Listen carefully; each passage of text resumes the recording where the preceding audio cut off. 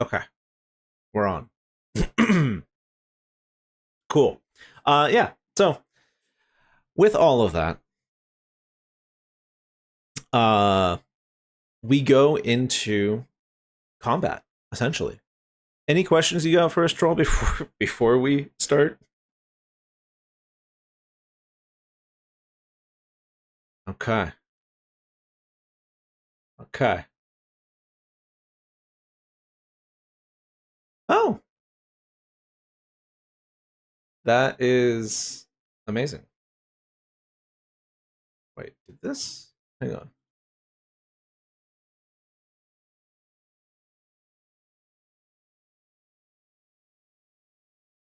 Okay. Wait. What? Okay. Well, one thing first. I gotta check here.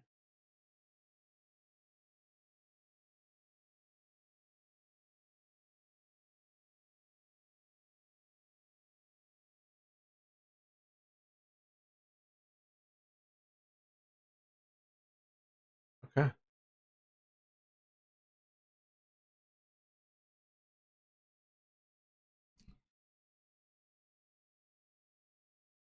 Sure.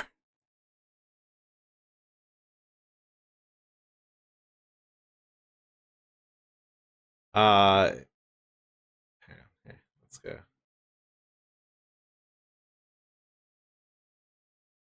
Um, oop, no, you're good. I'm just bringing you into the locked channel.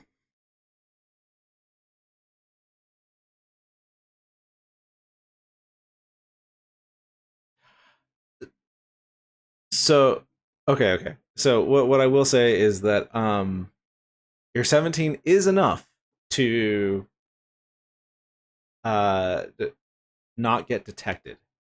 But did you want to like do more?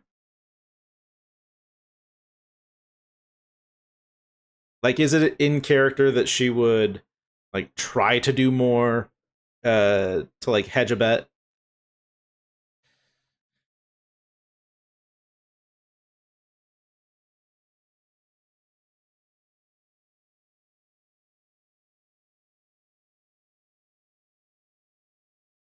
Mhm.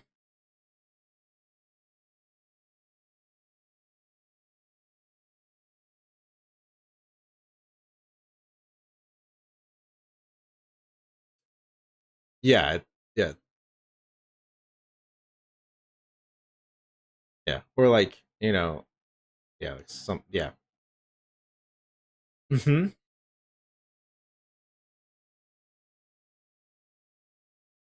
Sure. Yeah.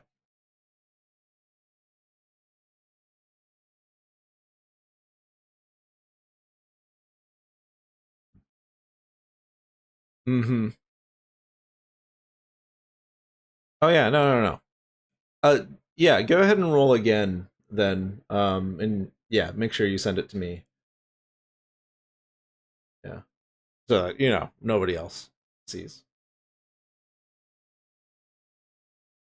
A sleight of hand, like it's just giving you advantage.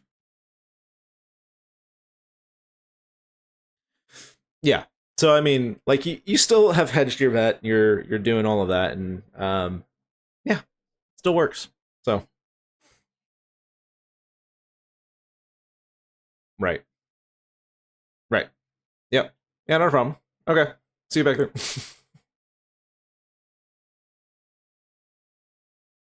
Okay.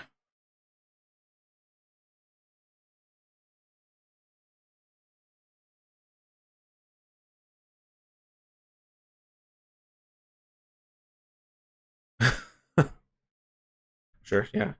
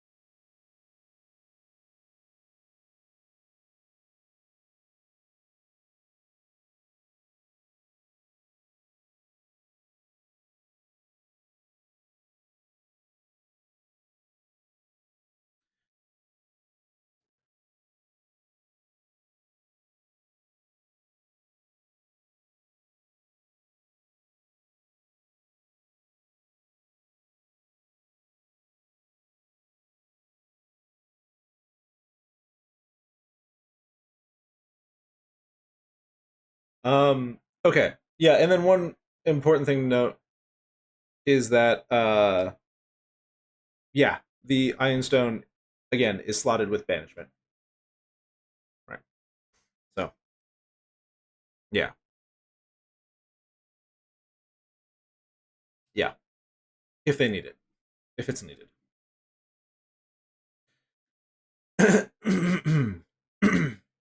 Okay. All right. So we have some combat to get into. You guys have um sprung silence from stealth on this smallish room. Like it's large, it holds several cages that could hold people in them, as well as having a little torture, set up. Um, but yeah, you guys are ready to go. They say that there was like two people in here.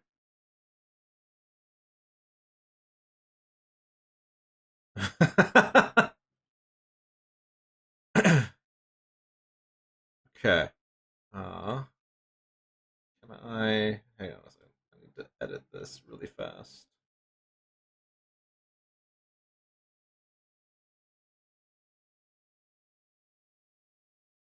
Yeah. So let's go ahead and roll initiative. You guys are gonna get a surprise round.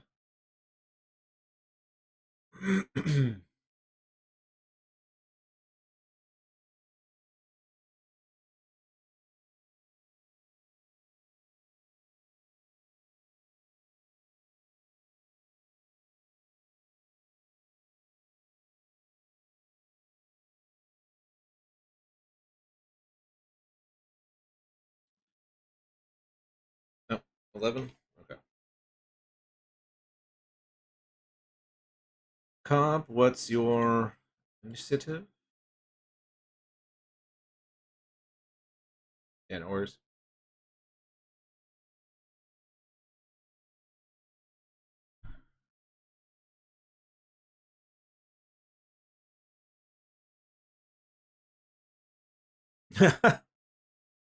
Instead, you're the sad lion man,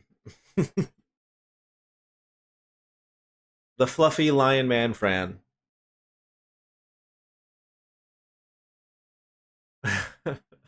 He's doing super great. This is a great mental health day. I don't know if he has. Yeah, yeah, yeah. I don't know if he has a concept of arrest. It's just like, oh, they gave us a free room. You know?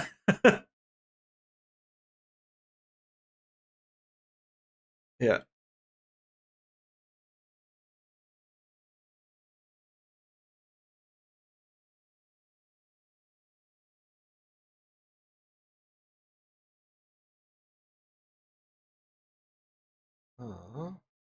Wait.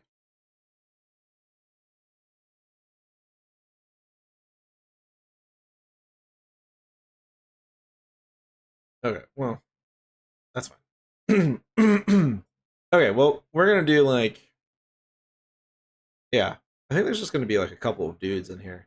So, one of them looks a little bit more uh official, I guess. A little bit more prestigious in a sense than the other. So you kind of have the idea that one's subordinate, one's uh, superior. Um, but Aerith, you go first. Uh, you're the one that cast silence, yeah? Or gotcha, Rendith. Okay, so Rendith. Yeah, this is how much I remember. I remembered last session. Okay, so Rendith cast silence. I should roll for them. This is gonna be like a bum rush, I think. Yeah, yeah, they're not gonna have fun. Um,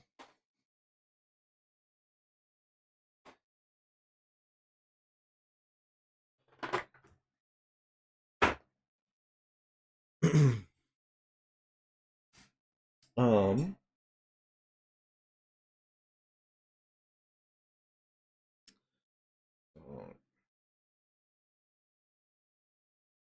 Deeth, Lyrian, and oh shoot, what was her? What did I say her first name was? Danvis, Elise. There we go.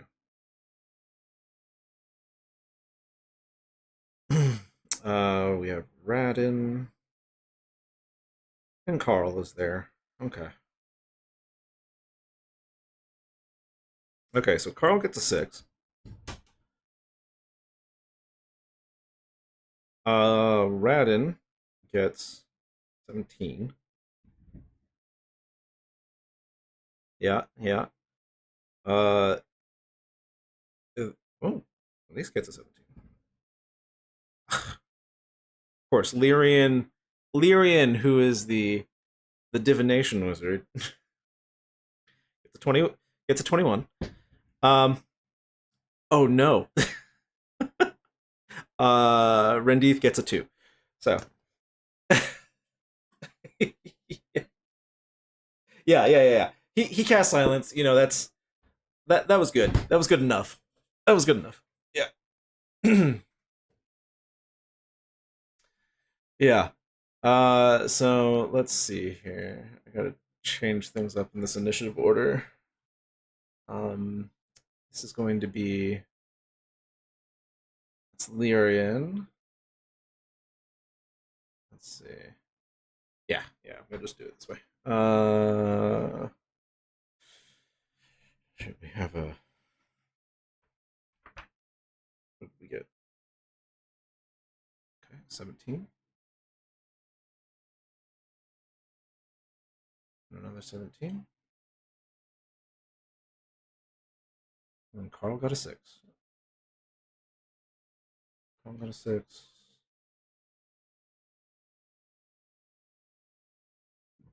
Okay. And then Randy's got a 2. Okay.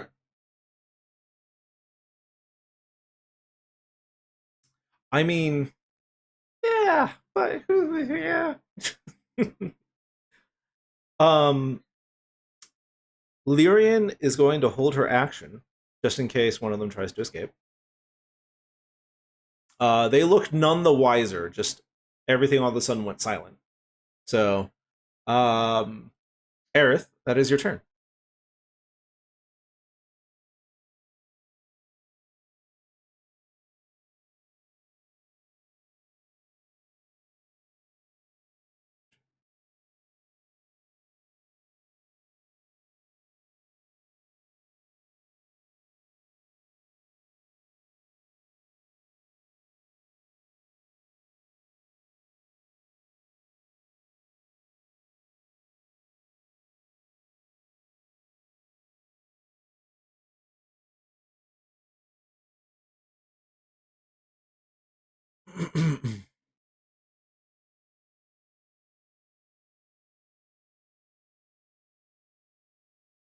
Okay.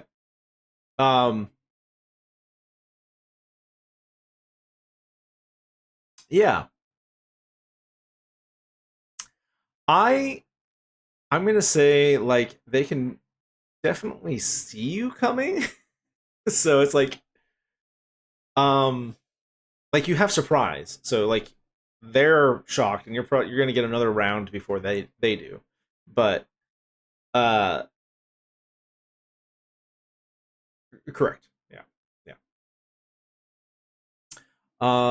So then anything else you want to do?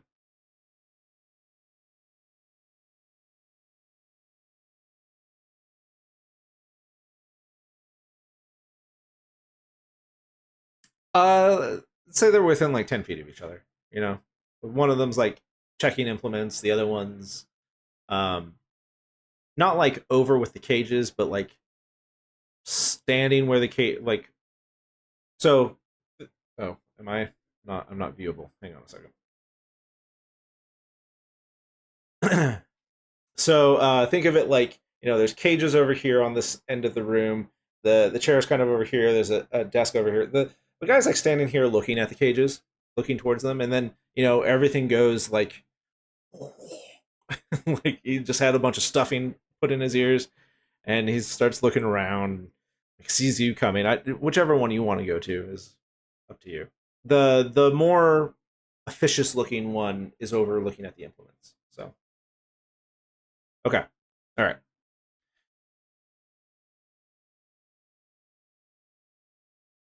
okay, yeah, easy, easy, yeah. Um, okay, it'd be difficult to give them flanking with the distance between them. You have to like choose one or the other, but you might take an attack of opportunity at that. Oh, okay, okay, okay. Sorry, that was loud, probably. Um, cool. All right, so then, awesome. You have positioned yourself for flanking. Folio, your turn.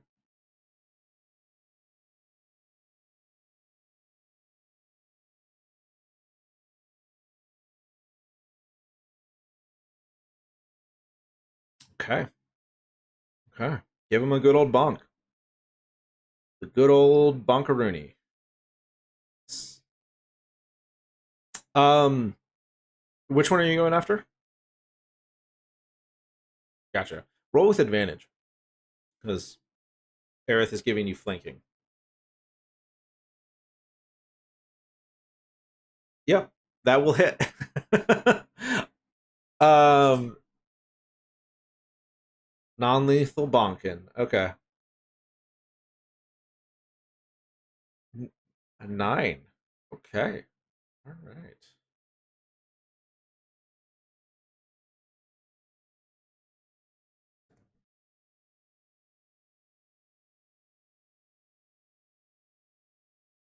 It will be advantage, yeah. So I mean, you can roll again to see if you crit, but I mean, oh dang, Thir- 13 damage on your bonus action. Oh, oh, okay, okay, okay, gotcha.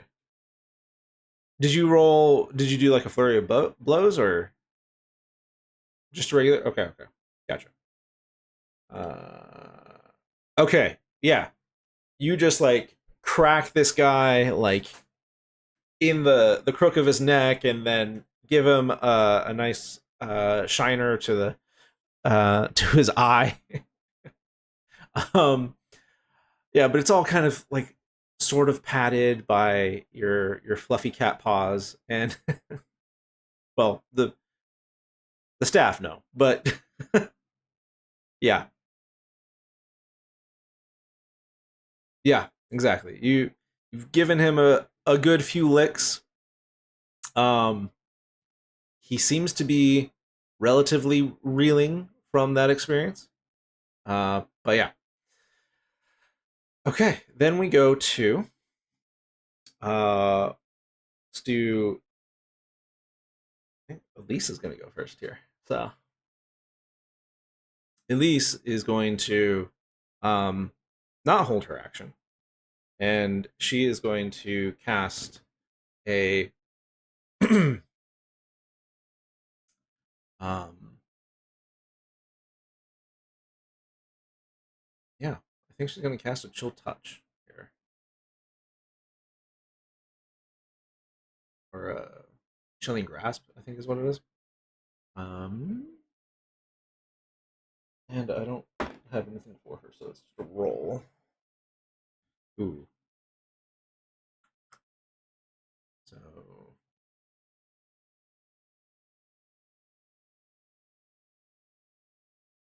gotta do some maths.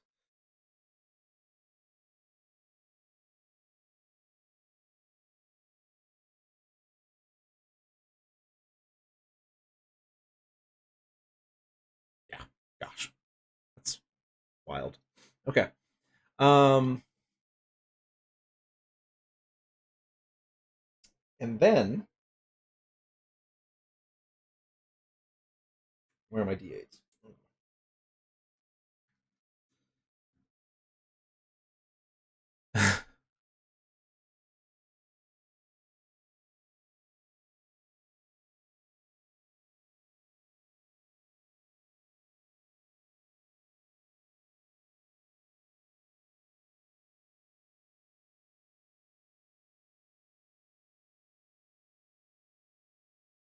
Okay, so it is chill touch, obviously. Okay.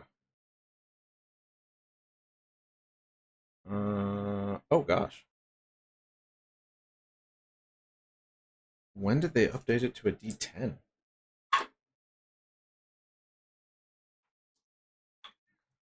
Yeah.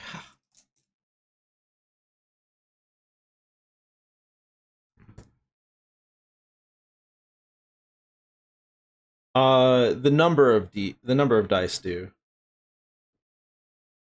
Um, yeah. Okay. What is that? Okay.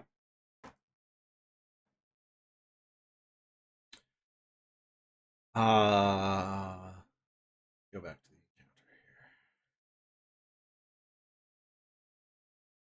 So she aims for um the other cultist. Um, wow. Okay. Yeah. Does like double its hit points with one cantrip. um. Okay. So kind of like what you see Elise do is in Brixta, as you hear her cast, because she is casting just kind of quietly as she can. Um, but it's like this deep, very unnerving sounding language. You don't understand it. Um, and she kind of like reaches down, and there's like this swirling mist, almost very ethereal, like kind of mist that swirls around her for a bit, and it shoots into the ground. And then there's this skeletal hand that just kind of like comes up and grabs this person by the face and just kind of like drags it into the ground, crushing him, draining the life force out of him.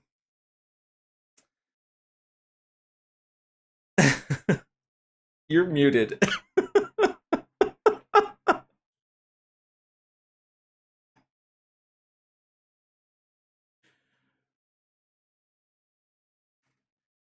Yeah. Yeah. Yeah. Like yeah. Rendeeth, you notice like Rendeeth gives kind of a side eye to her, is a little unnerved, right? But a lot of people are unnerved by necromancy, and so um yeah. Um it's like I don't often get to do that. um yeah. Yeah. Um yeah, this guy is clearly dead. I yeah, you can't hear her. She's like trying to explain. Yeah. Yeah, yeah, yeah. Okay, okay. Um a little shaken, but clearly on task. Radin runs into the silence, and he is going to try and just kind of knock this other guy out. Um, let's see. Let's see how he does. Wow. Okay. What's the AC?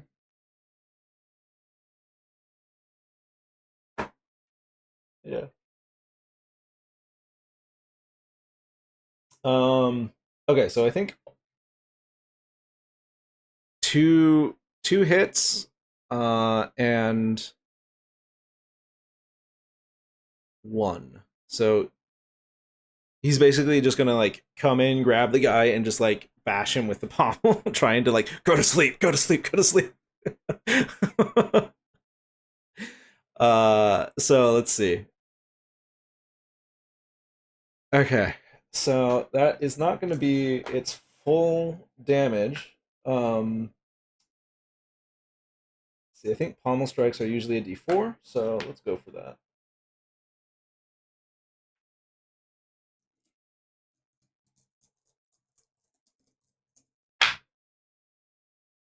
That's kind of lame. Okay, but let's see, it's 6, 5, and 9. Uh, 11, 20. Okay. This guy is still awake, um, but you all have another round on him. And so, like, dude's face is kind of like bloody and bruised, and it just kind of like puts the sword at the guy's neck and in a threatening manner. uh, and then we get down to Cobb's turn. If Cobb wishes to do anything. Yes. I think we have said that you've been. Wait, were you riding on Brix's shoulder or Aerith? I can't remember which.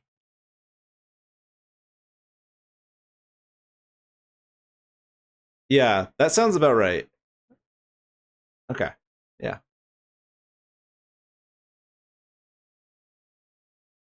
No, it's just this one dude. The other guy is like a husk of himself and kind of like crushed into the ground. So.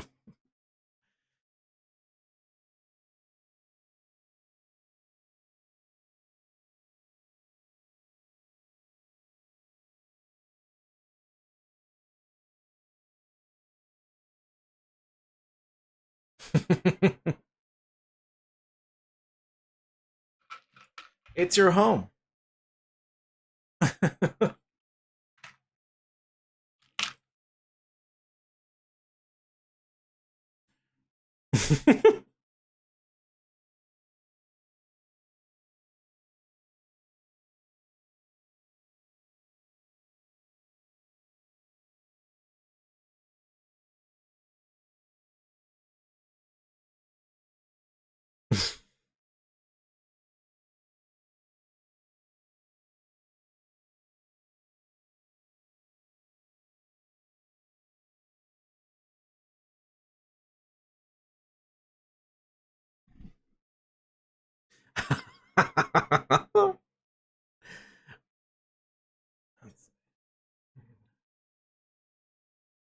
So, what you do there, Cub?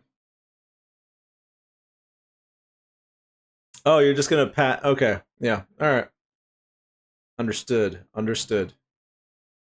Yeah, to slime Brixta's hair. Okay, Brixta, what is your turn?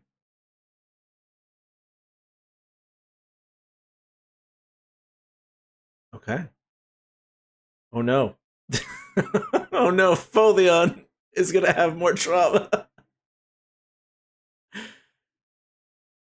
That doesn't hit actually. So that misses. Uh,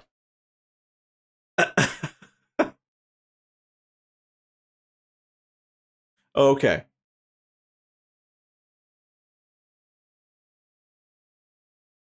Right, yeah. Obviously. Yeah, so there's just like it hits the bench, and the bench is, been down here for a while, and it crackles and flame and starts to, alight.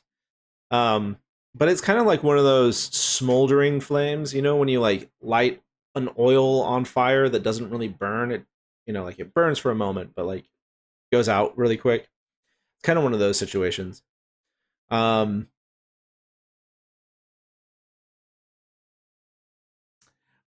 it is a magical fire, so it does create like a little bit of a bonfire for a bit, but it does go out rather quickly. Yeah. um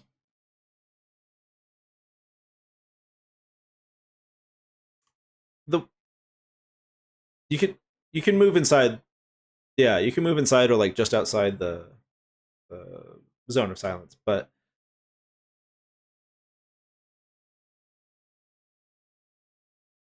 yeah. Yeah. Okay. um cool. Yeah, the you're pretty much surrounded by wizards and Carl, so at this point.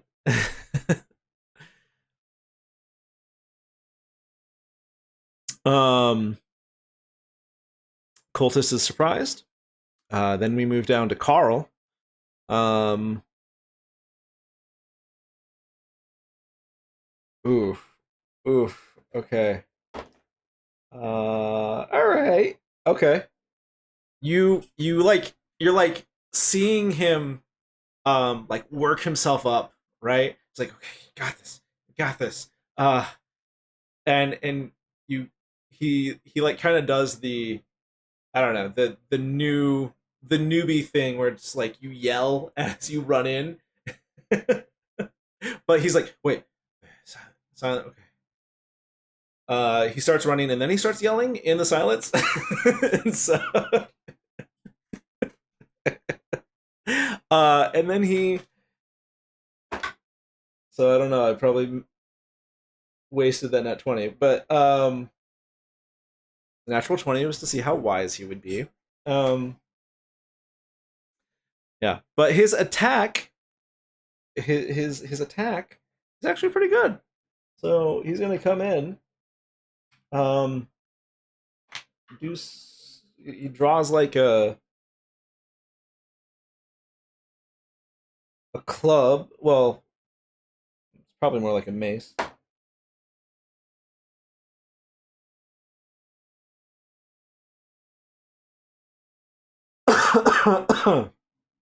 Oh dang.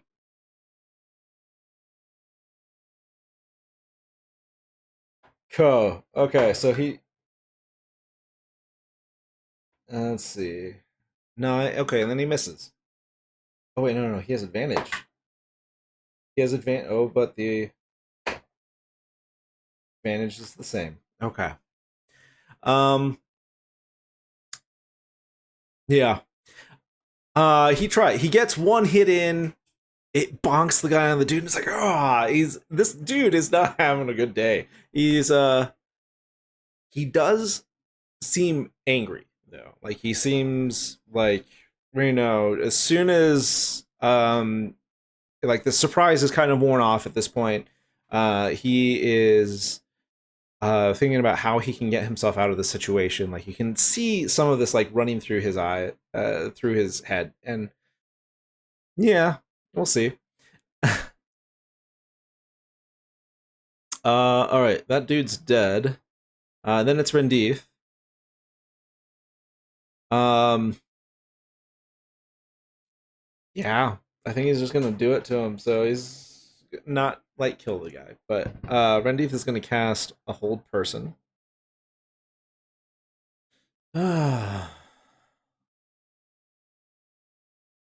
Oh wait, wait. Silence is concentration. Yeah, yeah, yeah. So is hold person. Um. Oh, yeah. Instead of that, he's just gonna cast sleep.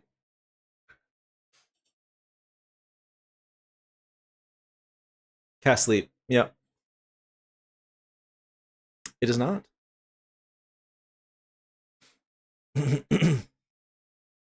Yeah. Um. Yeah. So the dude just falls unconscious.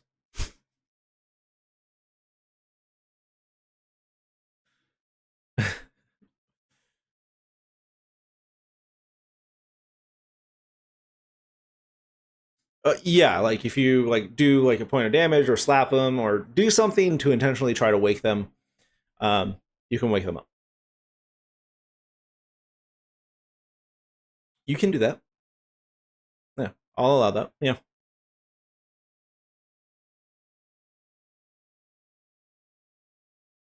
yeah. There are also lots of empty cages.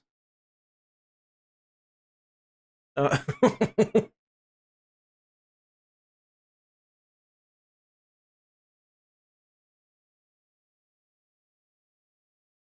sure, sure, sure, sure. Yeah, yeah. Okay. Yeah. uh, once, yeah. Rendeith keeps the zone of silence up for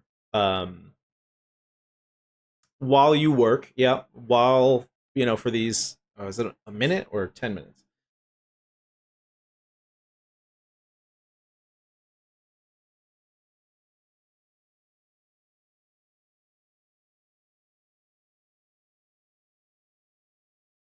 Okay, 10 minutes. Okay.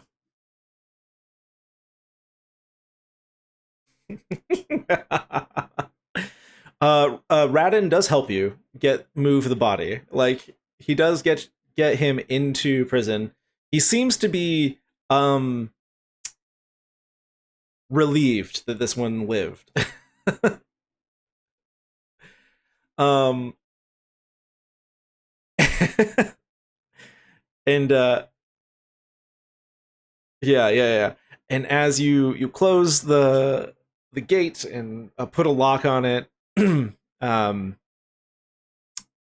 yeah, you cage this one up. You He makes a sign to like the other cages to like break the locks before Rendith can uh lower the silence. Yeah. Yep.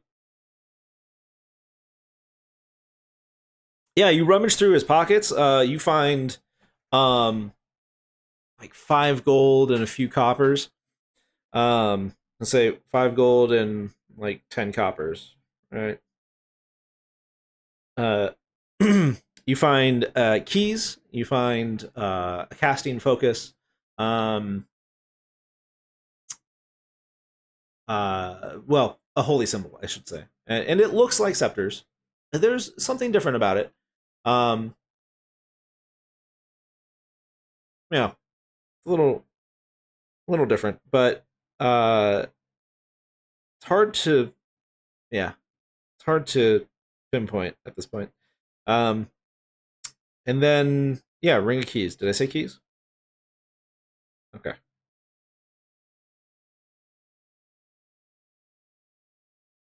Okay. Yeah. No, that there are not that many keys. So you can kind of run through them pretty easily. And yeah, you manage to get them all open, all within the 10 minutes. And then you finally signal to Rendith to drop the silence.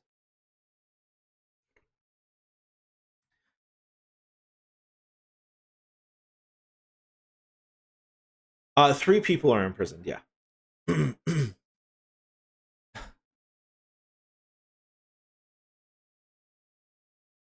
Sure.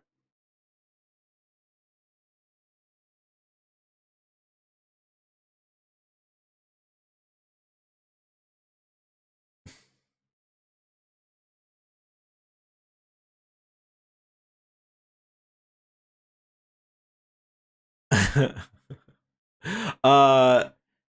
let me close this one. We're done with that. Okay. So as you like peruse these cells, you do find there are. Hang on. Well, let me get these notes.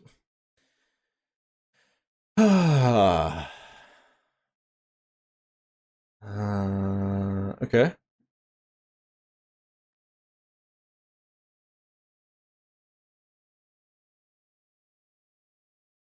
So- yeah, the one, two.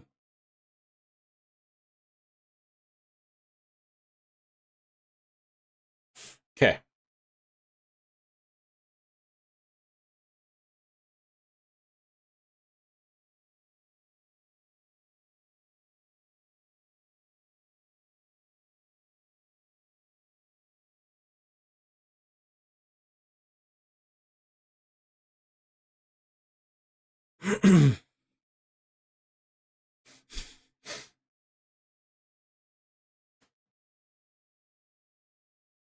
Yeah. Yeah. Okay.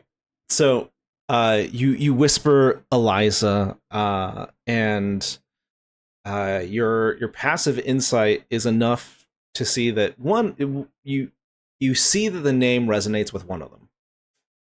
And so there are 2 women separated, obviously, and then one male in these cages. And of the 2 women, so it's the one that would be kind of to your left, closest to the torture implements and all of that, closest to that torture end of the room. I guess it's all torture, you're caged, but Yeah, semantics. Yeah. Um. Yeah. So, but she doesn't respond. She more like flinches than anything else.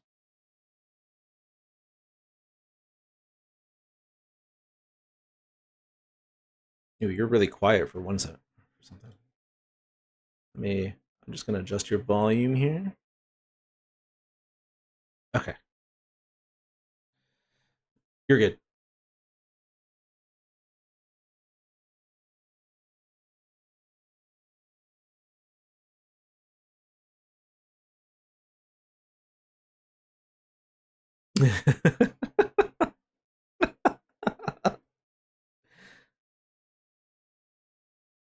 Okay. Uh.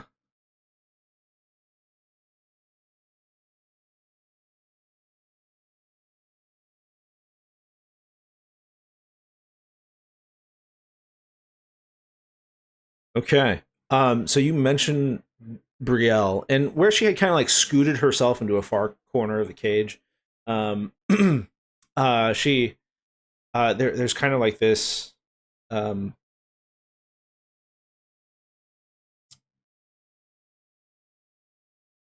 Hmm. Yeah. There is this obvious recognition and kind of like a sense of hope. And she crawls closer and like grabs the bars and is like, Brielle sent you. She's alive. She got away.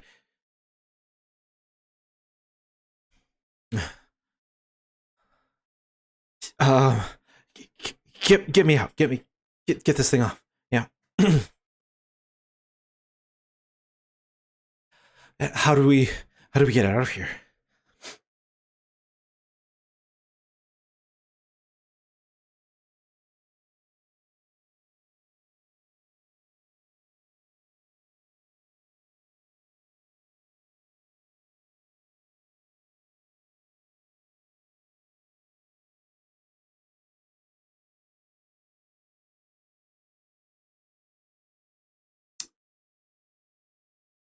You have not.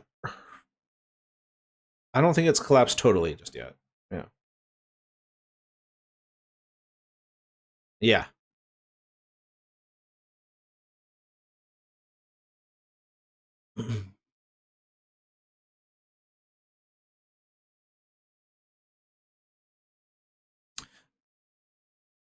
Yeah, so there's a another door kind of like on the opposite end. So like the door you came through, it's kind of like a breeze through kind of a situation. Yeah.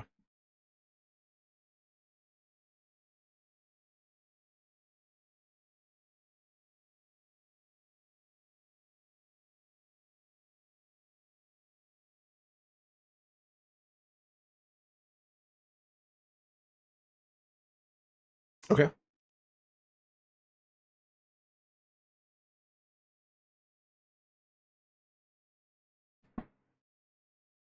Uh yeah.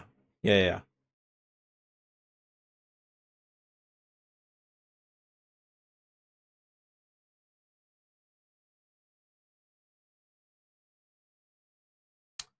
Hang on. The the where you came from, like that slightly lower level. Mhm. Yeah. Recent-ish. Yeah, so it you could think of it like I think your investigation is probably high enough, or somebody's is. But you can kind of reason that probably just a patrol, just like, oh, this thing is kind of open, or like something could crawl through. So we just check it periodically.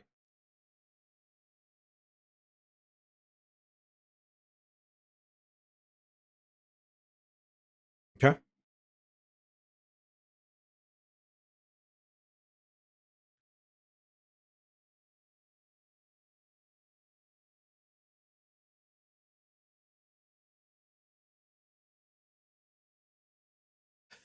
Okay. All right. Um. um. Okay. Let's see.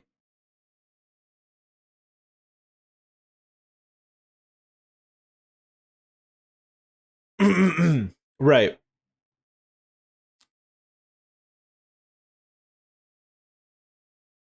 Yeah. Um. So I would say uh, it's held together enough that you've got some time before uh something collapses. It's oh boy. And yeah, I think probably what's going to happen is that Lyrian is going to take them back. So there's some discussion amongst the mages and the faculty, and they're just like, okay, we can't leave these people alone. Somebody needs to take them out, and I agree that somebody should escort them home post haste. So, um, Elise, darling, it means that I think I'm the one to lead them out. I did, yes. And Elise is like, well, I mean, if it means that I have to be here with Rendith, then I suppose. It's like, uh huh. And if it means that I have to be here with you alone, then I guess it's, the safety of these people is warranted.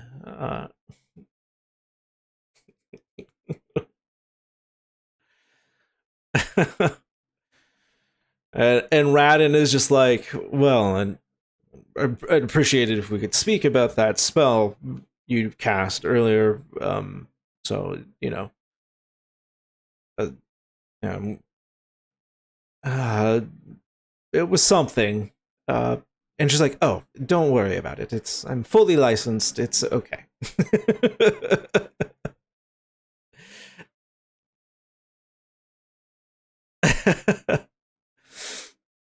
I don't do that to people who don't deserve it. um,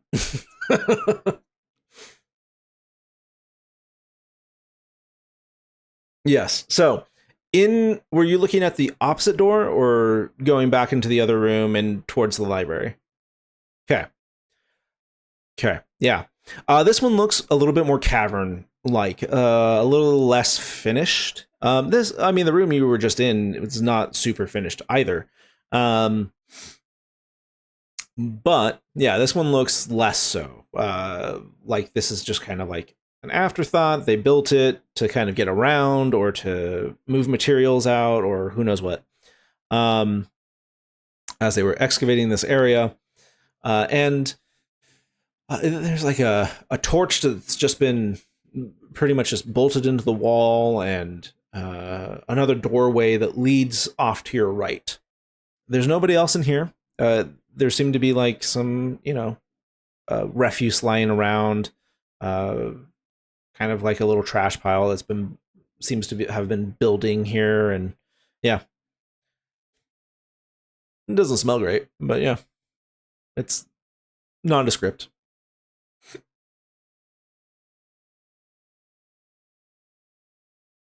Okay, yeah. What was your? Did you roll a stealth check?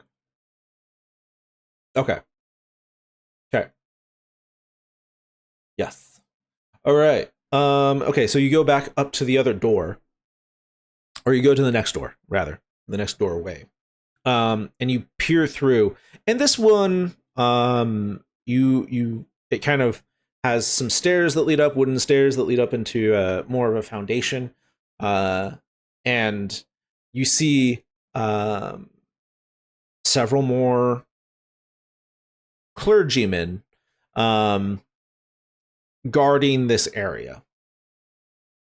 They seem to be kind of like just waiting around. They seem bored, honestly, but they do kind of have each of them kind of like that same frenzied zeal in their eyes. It is you've never noticed that in somebody that you would have considered zealous before, but it is like prominent.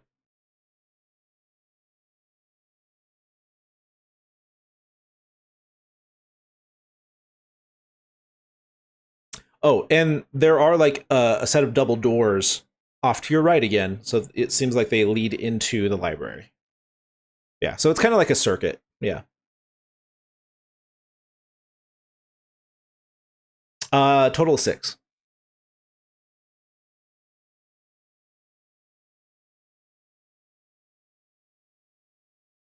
Okay.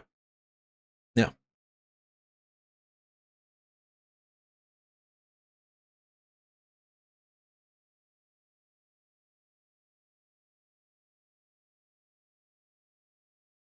Um.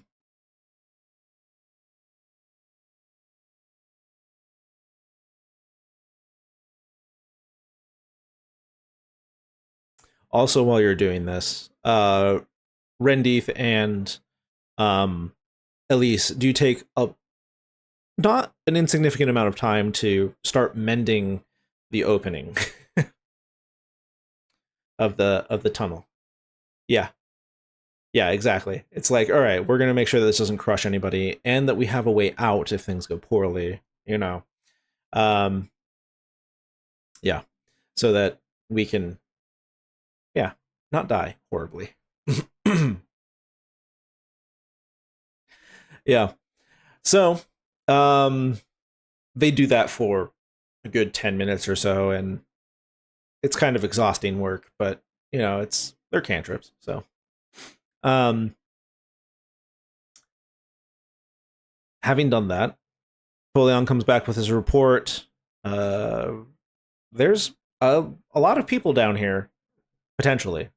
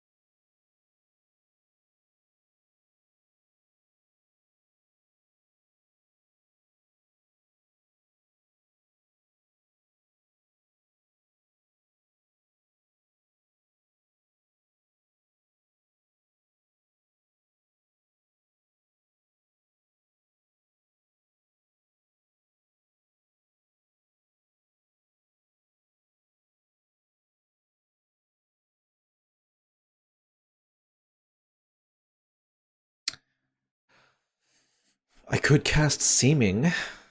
Um, it's a large um illusion spell. It could work, could not. This is Elise. Also, the man whom I've killed earlier, I'd like to speak with him, if possible.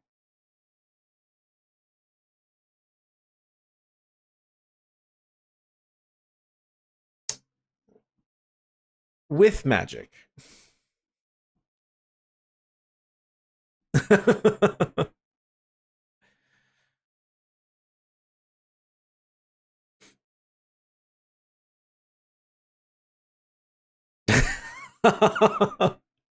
Darling, if only you were an arcanist.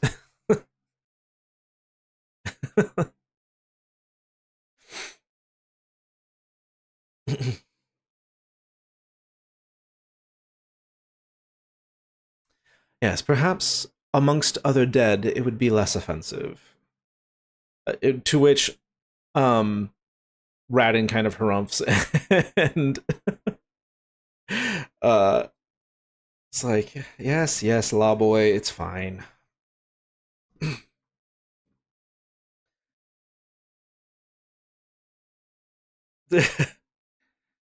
I don't just go digging up grandmas and kittens and speaking to them. It's not how this works. You have to elect to be one of my cadavers. Yeah. It's kind of like donating your body to science. Yeah, yeah, yeah, yeah, yeah.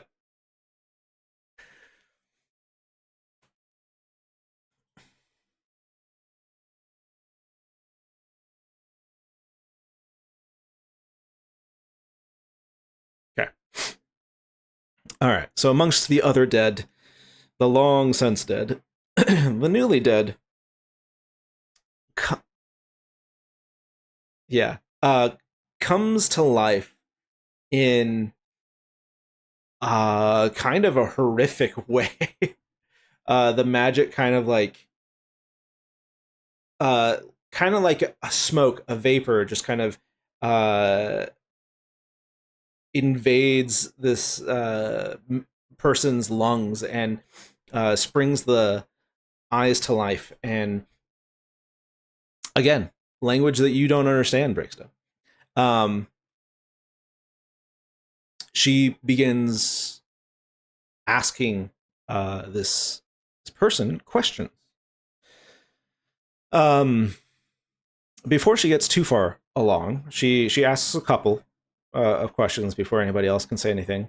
And then she turns to you all and is like, "Any questions we have for him? Um, I've asked about I've I've asked about the Seeker. I've asked about this god, the ceremony involved in in this place. Um, to which I received some vague, very fanatic responses. Um, what all would you like to know?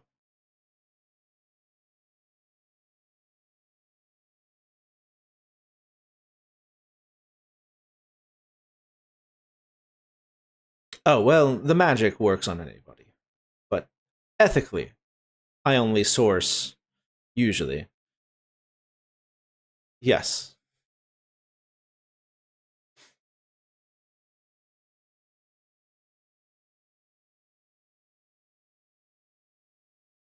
Well, seeing as how he's already dead and we need information, my good corporal, is this not a good use of this magic? No, she asks Radin, who is the lawman here, and he's like, given the circumstances and how extensive this cult is, we can cut some corners, I think.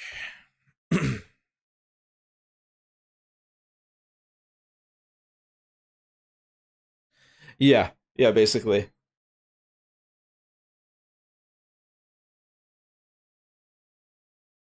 That was not one of my particular questions, but I imagine it tasted quite good, um, gauging from his response. You can also not understand him. He is it seems like a one-way communication between the two.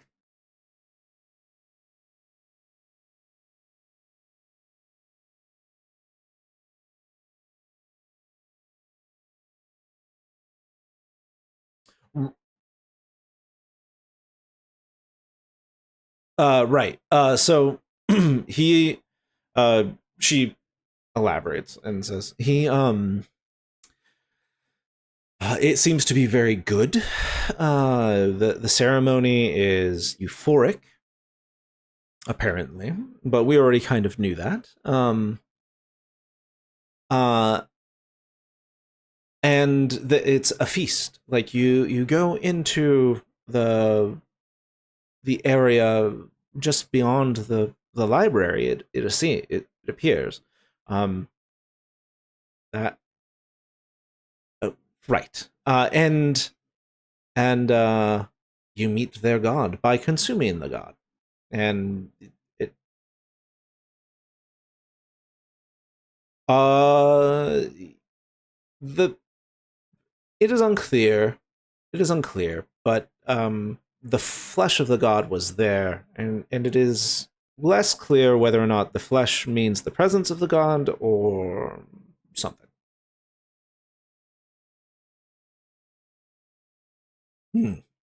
She turns to the thing and again speaks in a language that is unsettling.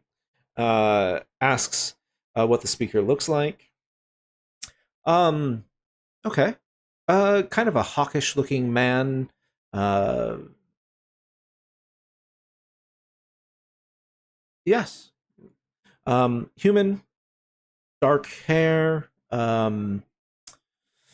Very piercing eyes, apparently. Um,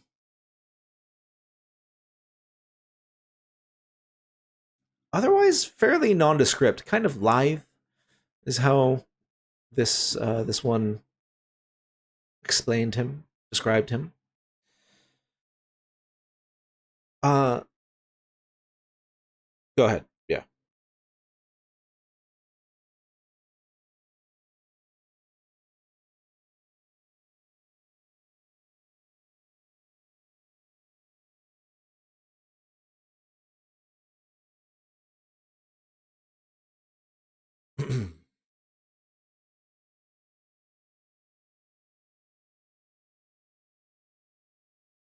Oh, she does ask, uh, how many? Yeah, well, not how many, so to speak, but like, she asks, who were clergy before, and uh,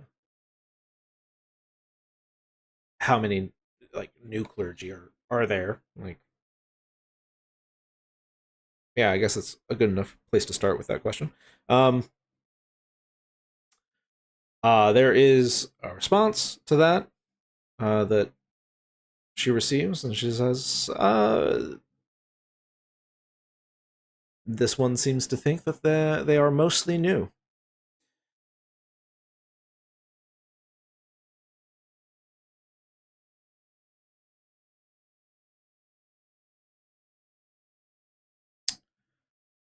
That was not clear. The clergy was mostly new, not necessarily that they hadn't believed before.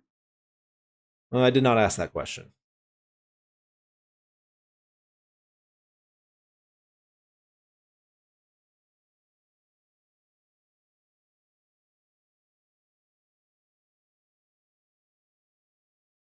Right. Well, I did ask him basically that question, but the response was more centered on how many clergy exist now, not necessarily like how many of them came on up off the streets and or had no belief before or something like that. But that might be a good question to ask. And so, um,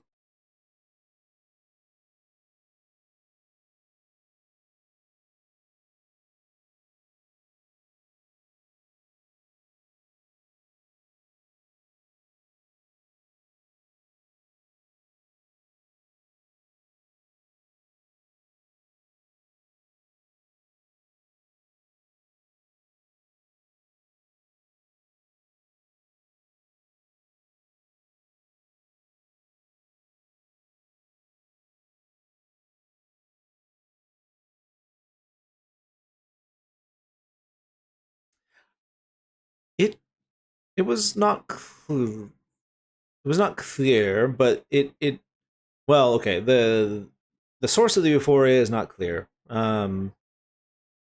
Exactly.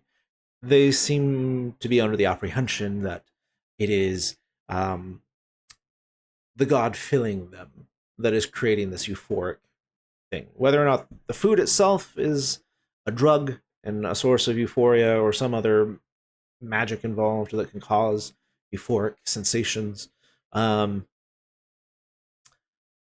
that's unclear. I would It would require testing, honestly.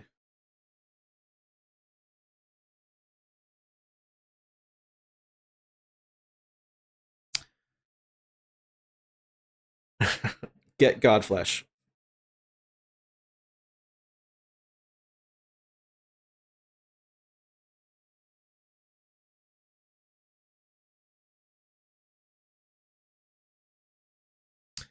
Yeah. So, right over whatever.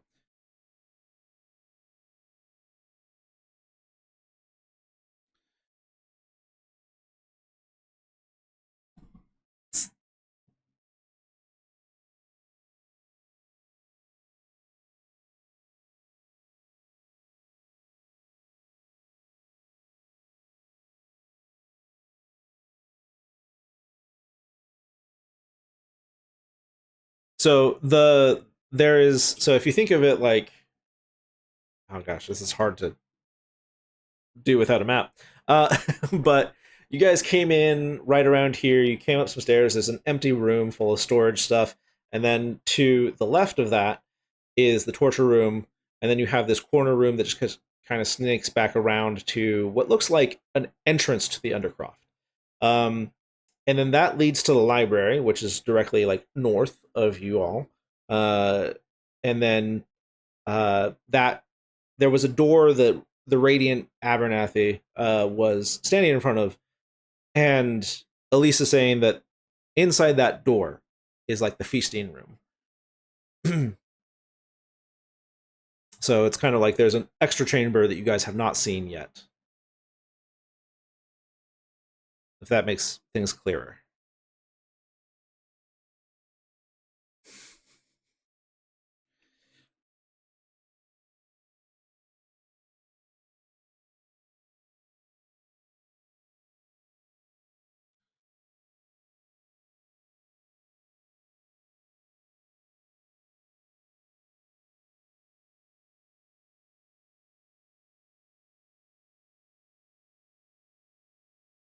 I do have. So Rendith speaks up and says, I do have more silence, or more capacity for silence.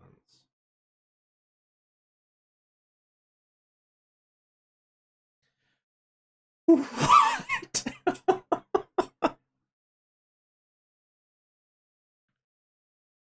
Okay. War crimes, D&D is just a bunch of war crimes. uh,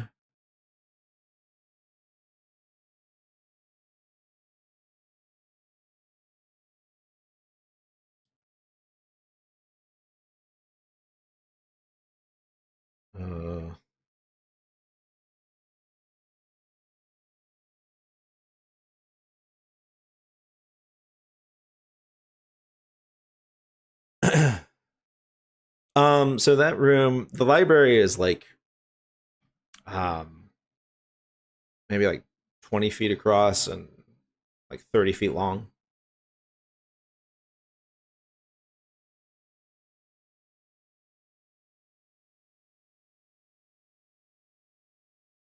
5, including the radiant. Mm-hmm. So 6.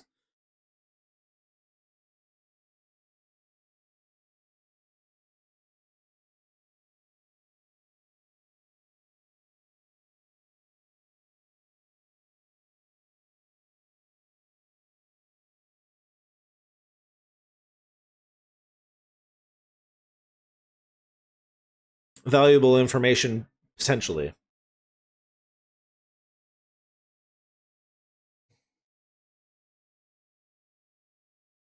There are 2 rooms that you know of with people in it,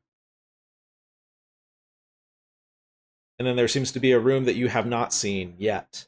That is, yes, that's on the other side of the library.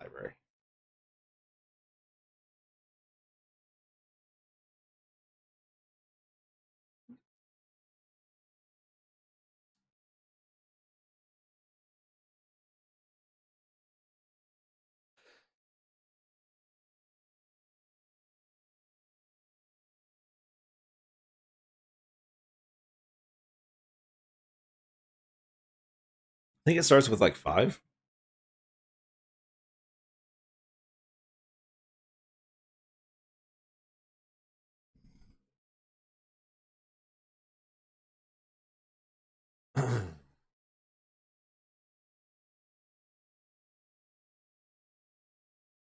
Okay. Okay.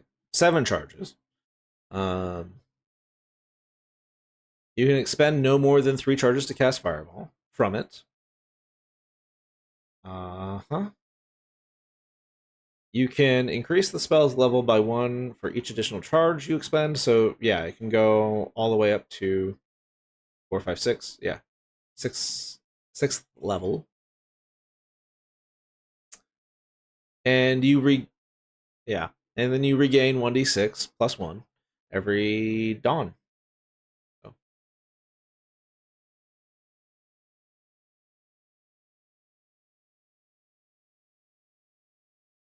disintegrating. Yeah. Yep.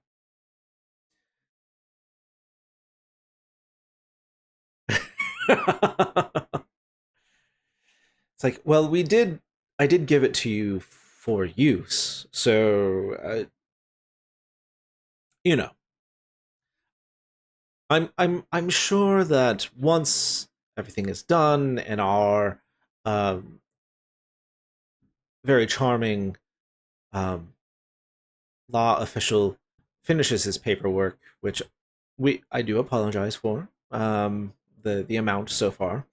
Uh, I'm sure it'll all come out in the wash. So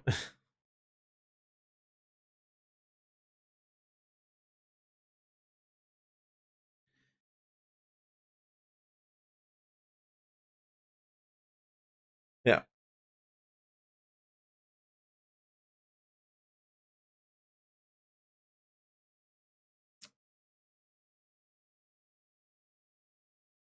Okay. Mhm.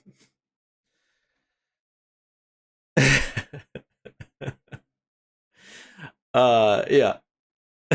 So he you do see that he kind of thinks to himself a little bit more about it. Like there's a slight switch in thinking. But yeah. So, oh, I am so sorry. There's like 7 people in the library.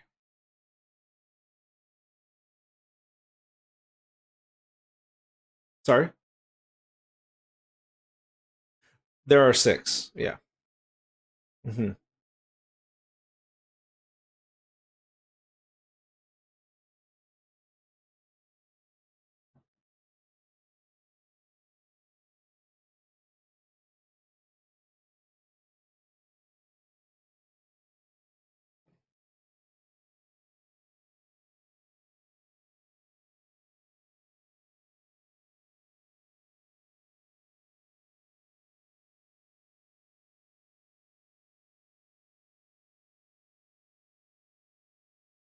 But yeah, potentially. Yeah, you could like try to move the cages, I guess.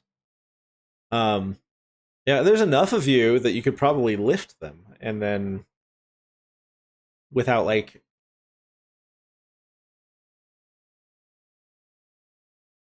so so you like you go into this like very like the unfinished room, like the that little shoulder room. Um and you guys get everyone there and Elise is just kind of like looking around at the squalid nature of this room and like um you notice her like subtly prestidigitate her boots every once in a while. uh and Radin and Carl and whoever other else who wants to help like lift the cage up so that they don't like just push it around on the ground, and make a bunch of noise. Um,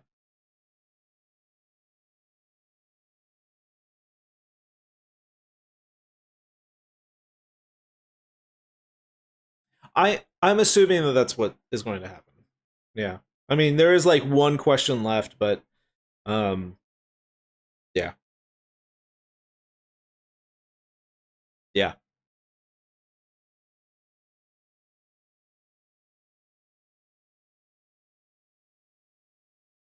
Oh, I think they by the time they come to you, they're probably done with asking questions. Is how I'm. Yeah, yeah. There's only 5. Um, nice.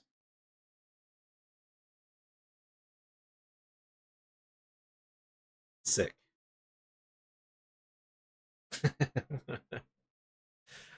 Okay. Cool. So you guys put in motion this plan or anything else you wanted to do?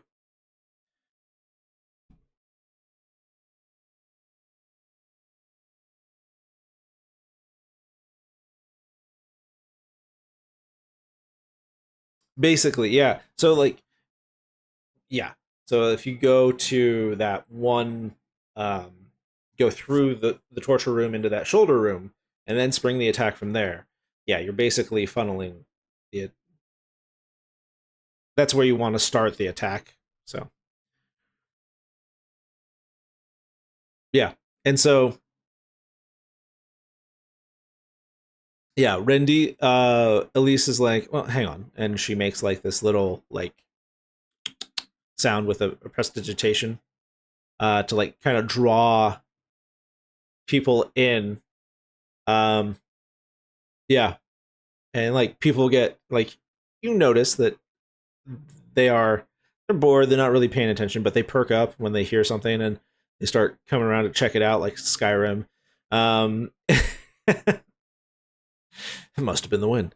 And then Rendith springs, he kind of like nods to you and he casts silence, um, to envelop the area, and now you have a discrete, group of people with which to fireball.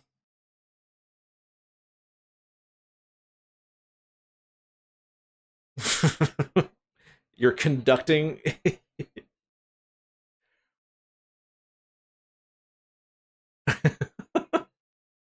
Oh gosh. So that's, is that 14 or, yeah, I was gonna say, yeah.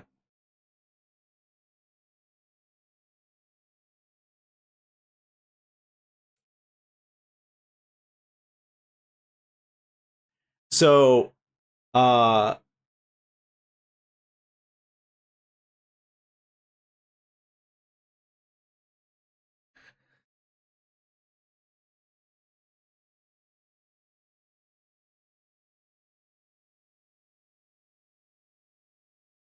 nice.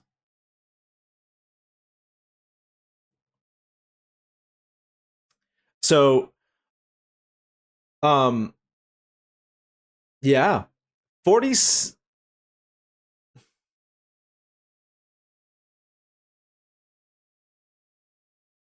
yeah. So I did. I did.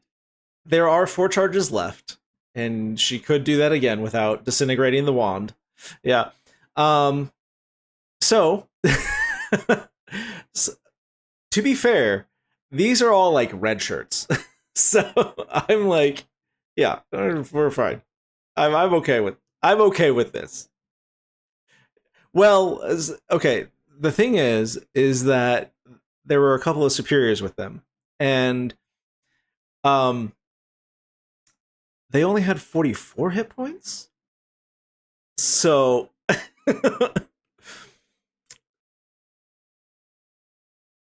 they're they're toasted, like just a bunch of singed corpses, and um,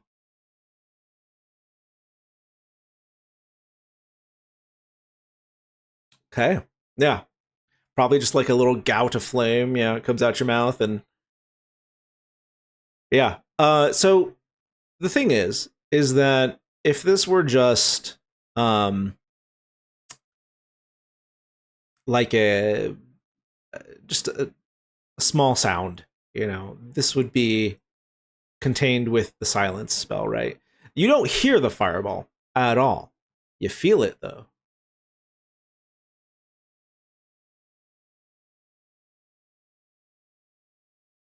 Yeah.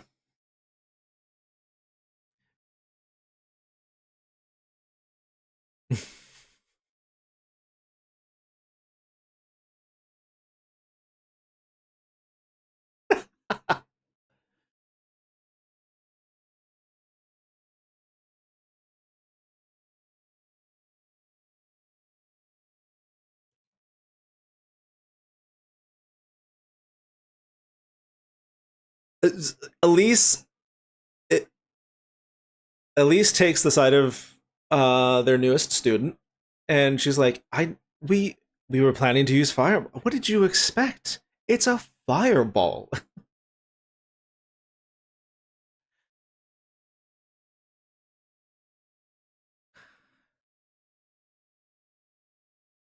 Okay, clearly we had different and anticipatory expectations for how this was going to fall out.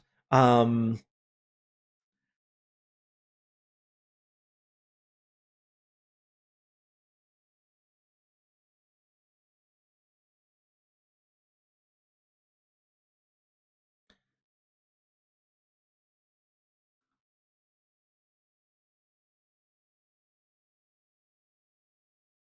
6.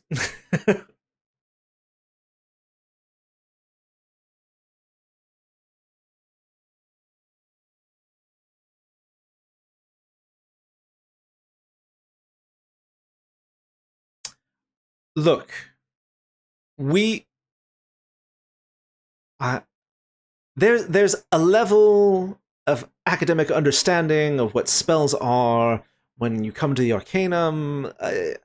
It may have slipped that not everybody knows what a fireball does, but it's kind of in the name.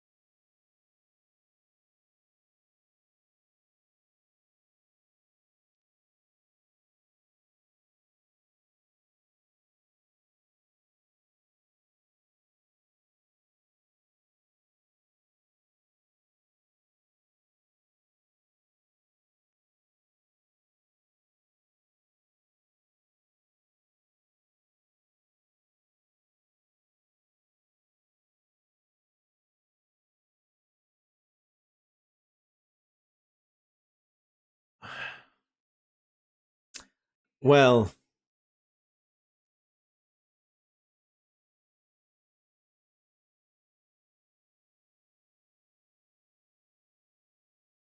yeah. Radin is just like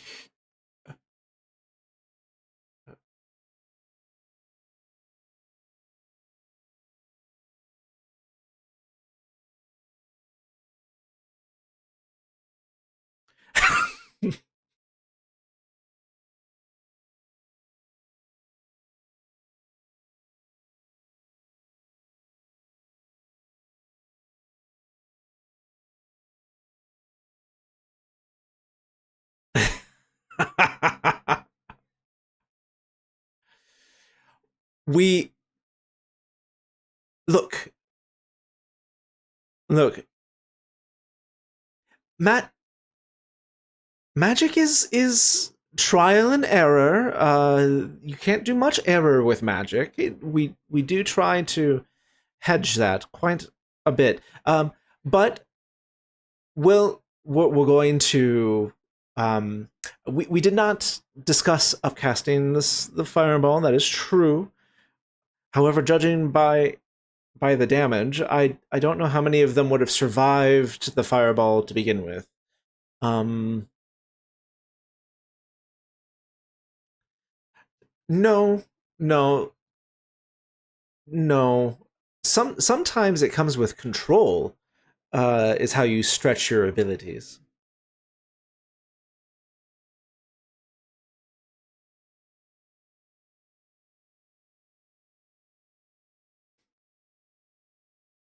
We're going to have to remedy some of this theory you have, but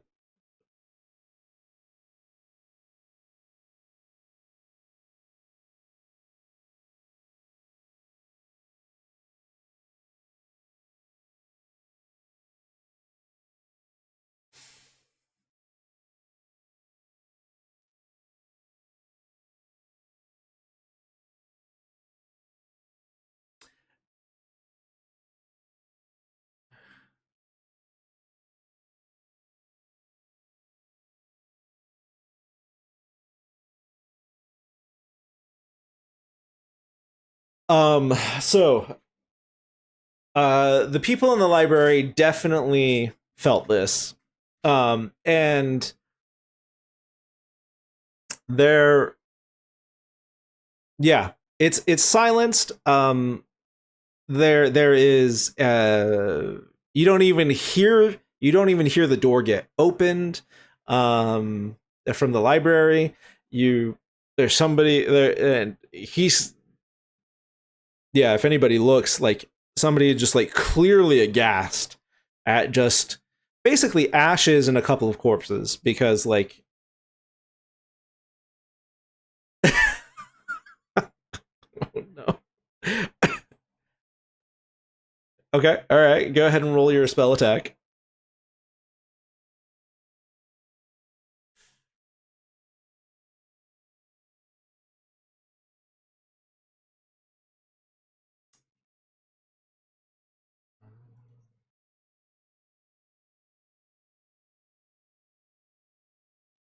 Okay, yeah.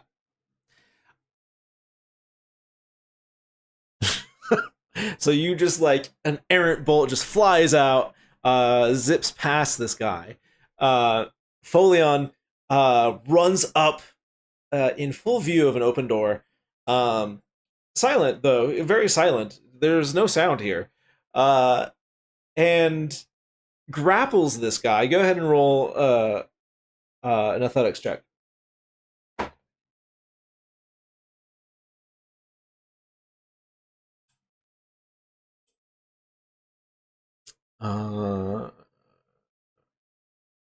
Uh, he does slip out of the grapple with a 16.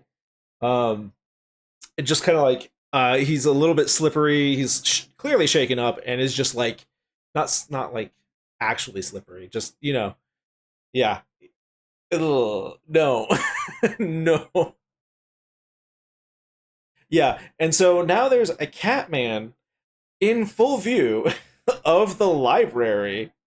Yeah, yeah, yeah. A mummy. Best laid plans. D&D. Uh, um. Yeah. Rendithi's. Yeah, yeah. To which, like, this guy, he doesn't have a weapon in his hand because he's just like taken aback, but he's gonna try and hit you. Um, no, he whiffs. This is barroom brawl right here. Just yakety yak is playing in the background, you know.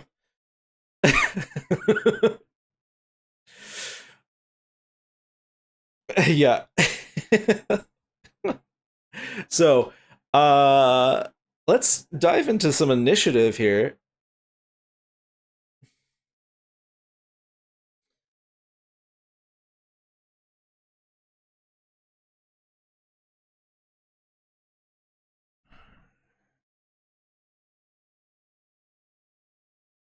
Um,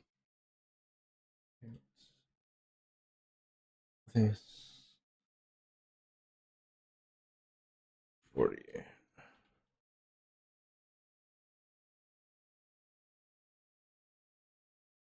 Carl.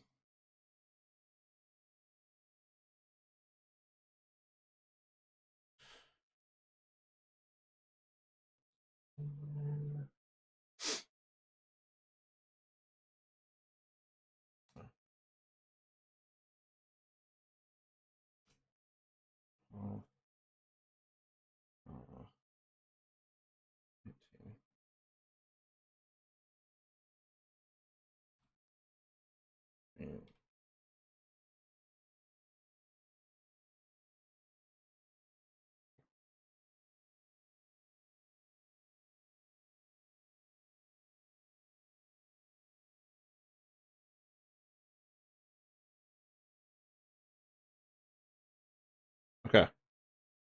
All right. Let me see. So Earth rolled 5. Bricks. 5. Folion. Okay. Okay. Cool. Um. Oh wow. Wait. What? Really?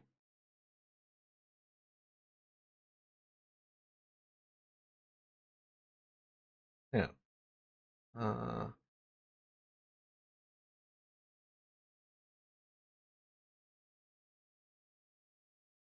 I don't think I rolled initiative for some of these guys.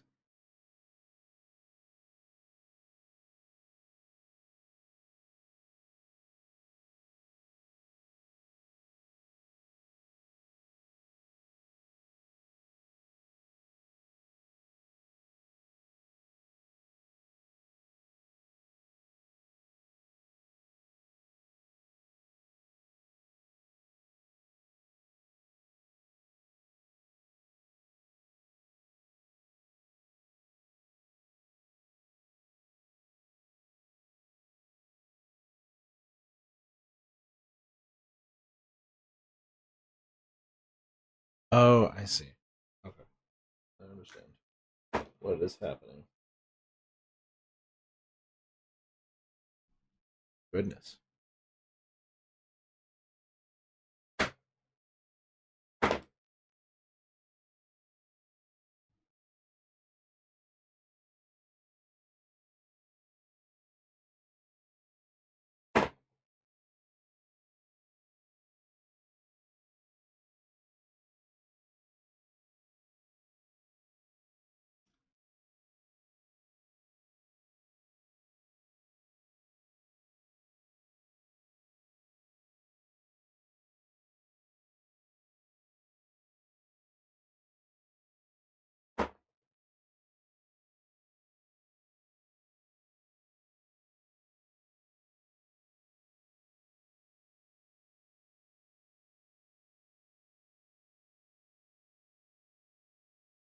Dang.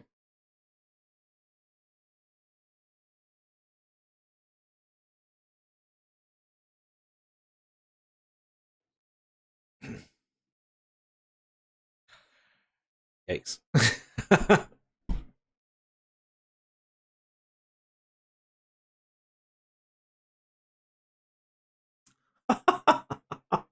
Oh no.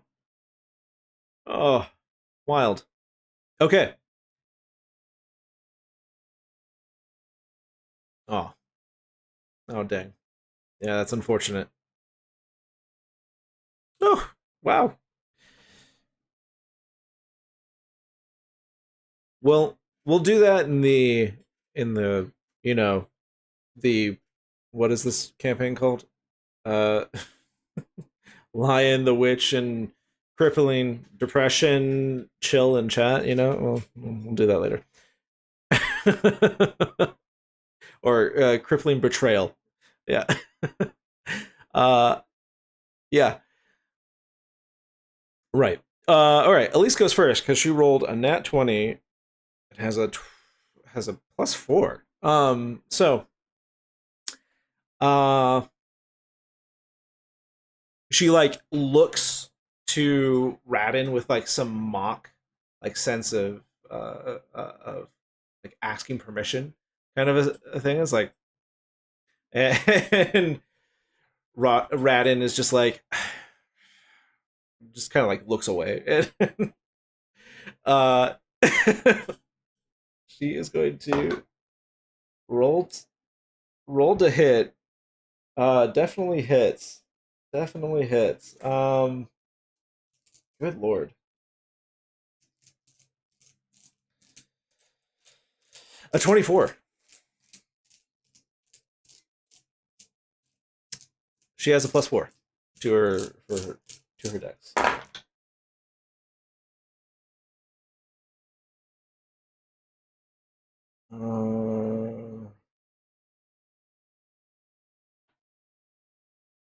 Let's see. Okay. 13, 20, 22 points of damage to this poor soul. Again, you guys see kind of a repeat of the Chilling Grasp. Um, this one whatever spirit is here affecting this magic uh chokes this guy out. And uh yeah, chokes this poor dude. um it kind of looks like it breaks the neck a little bit, and it just like drains away the life. And it's, yeah, it is a visceral spell to watch happen. And it is, you would expect, like, there's a reason why most people don't cast Chilling Grasp, especially in public. um so Cobb, it is your turn. This guy is dead, by the way. I should say this guy has passed. uh So there was the one target you could see from your vantage point. You would have to move up into the now open library doorway to see the rest. 0. You did not see him before. Yeah, you did see the Radiant Abernathy. So the one that gave Aerith the blessing when she asked for it at the Temple of Scepter. Yeah. Basically, like the first highest, at least in public eye. Like he's like kind of like think of like, I don't know, Catholic Church, like cardinal or pope level. Like he's there. You've never heard of the position of seeker before, so you don't know.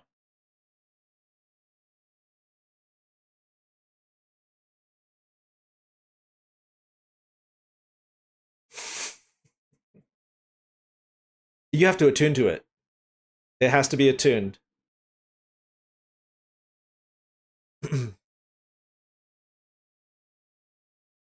Elise says, correct. That is very correct.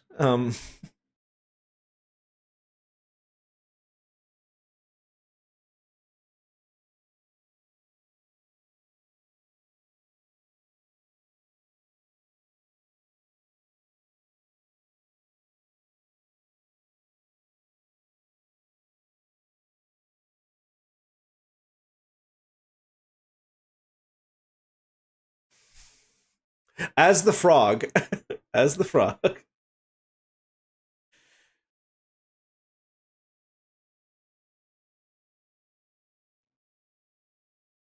So it's a lot like a basilisk, like it's a frog and toad situation. Yeah.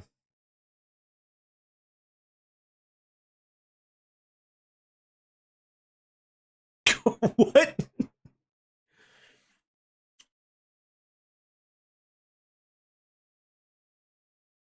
Okay.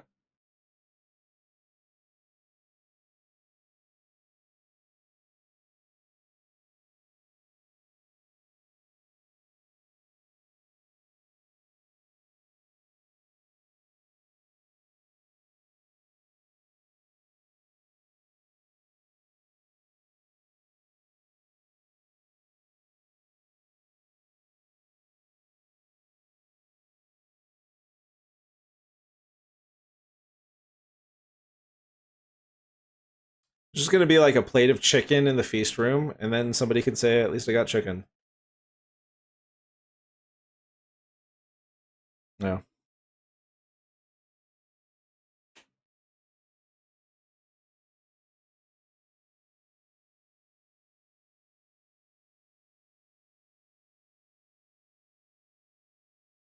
Okay. Sorry. What are you casting?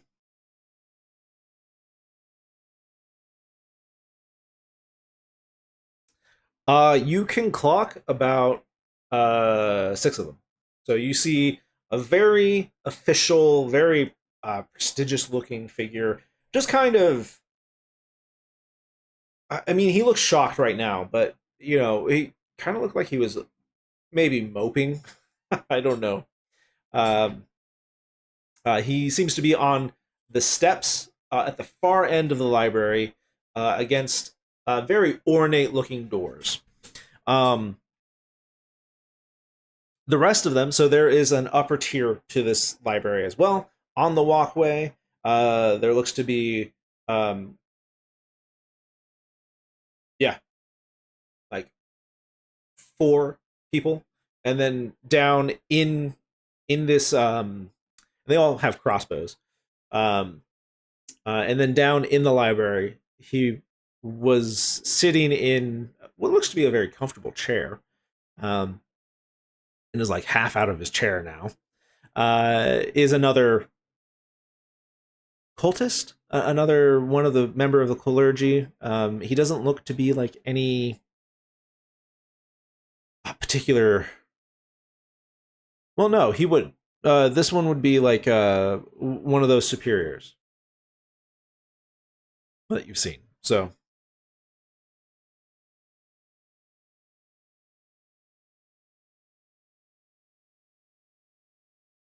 correct. Hmm. Definitely the radio.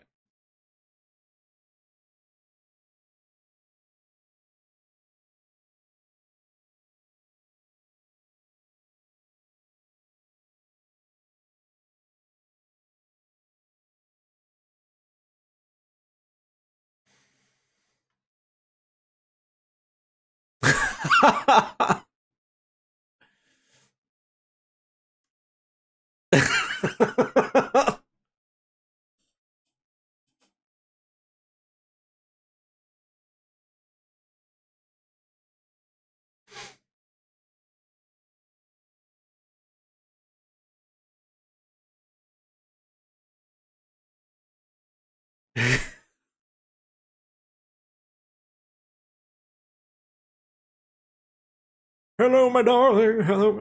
Yeah, yeah, yeah. He's your ragtime gal, you know. Um, so, um, roll damage for roll damage for the thing, the magic missile.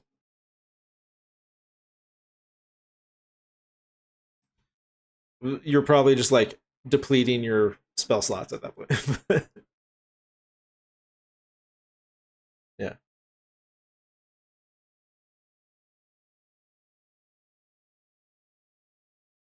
No, so that's only one of the darts. So go ahead and press the damage button four more times.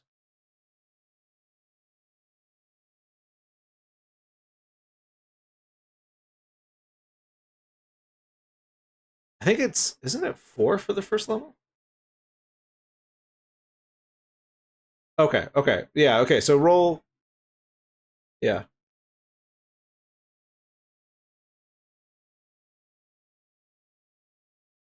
or well.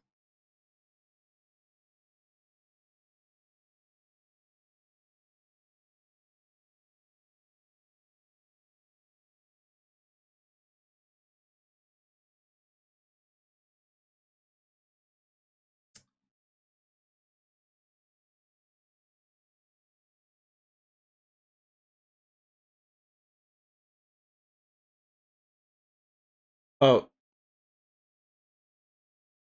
if you hit the damage button on the spell.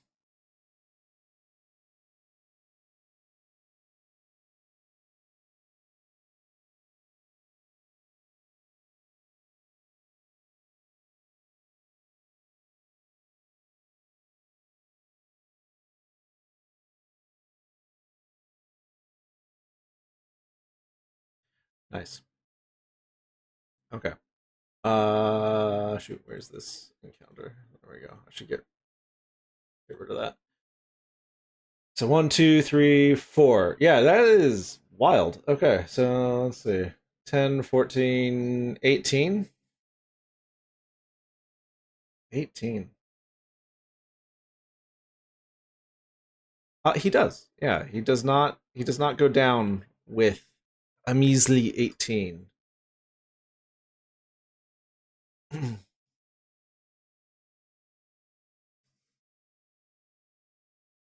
Old enough to drink everywhere except for United States. Oh, really? Okay. Oh, weird. 21.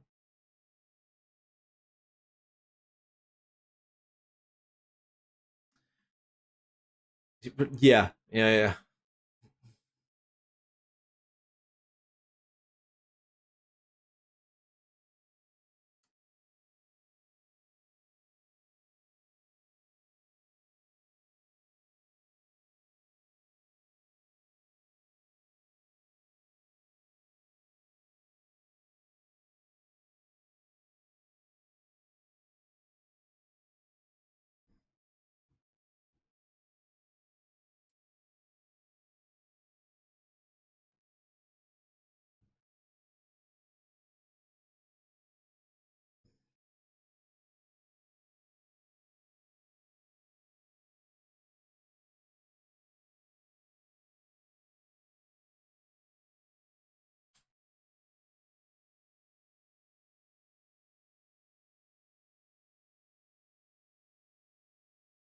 Yeah, that's weird.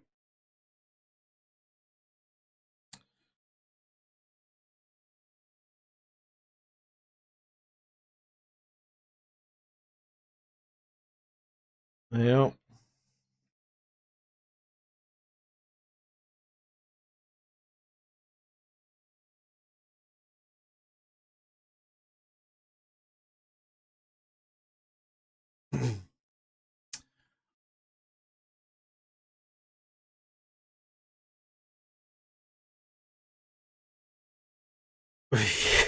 That's probably it, honestly. Um, okay, so Rendeith gets to go next, and then he also rolled pretty high. Oh yeah, so um, instantly, like he kind of like falls to the ground, just kind of like oh, as he gets hit. He's not used to receiving damage. Um, so this is like just getting blasted with these little force starts. Is really distressing to this guy, and he just kind of like sits there and sort of cowers. Um,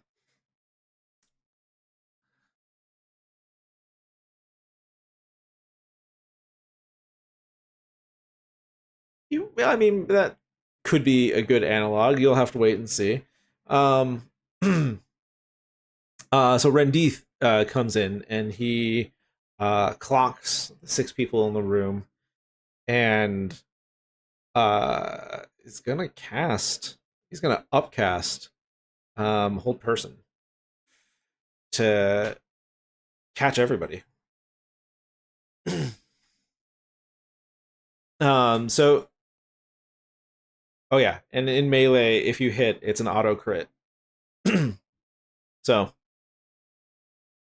um, so he just like takes a sweep of the room and then just brings out his focus and uh, mutters some things that Brixa you understand, and to a degree, it's very caveman speech to you, um, like "ugh, do this" kind of stuff, but uh, it's still very beautiful in a way that just kind of doesn't make sense in our common brain logic.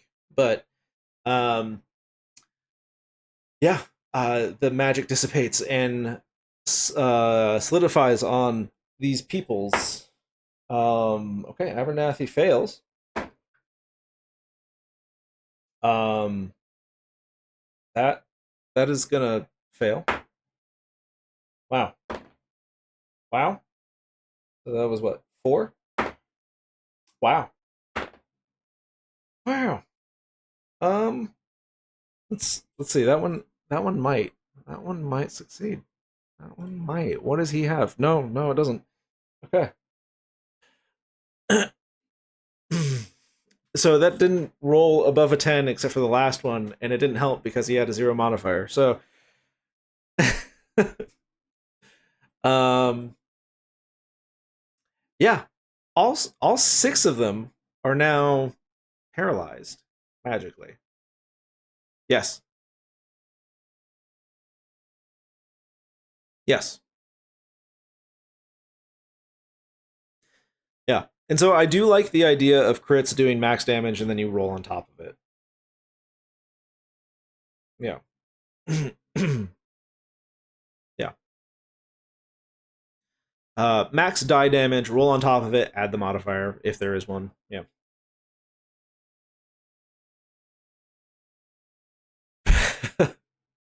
Yeah.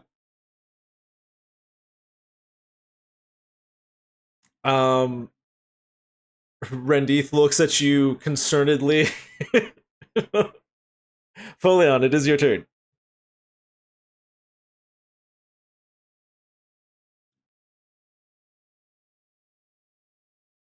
You could, yeah. Okay.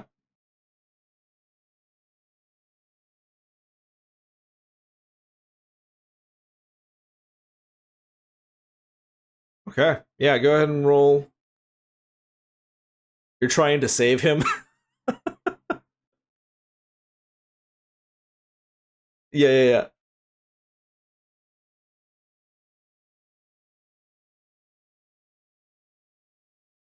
Add advantage. Yep. Hits.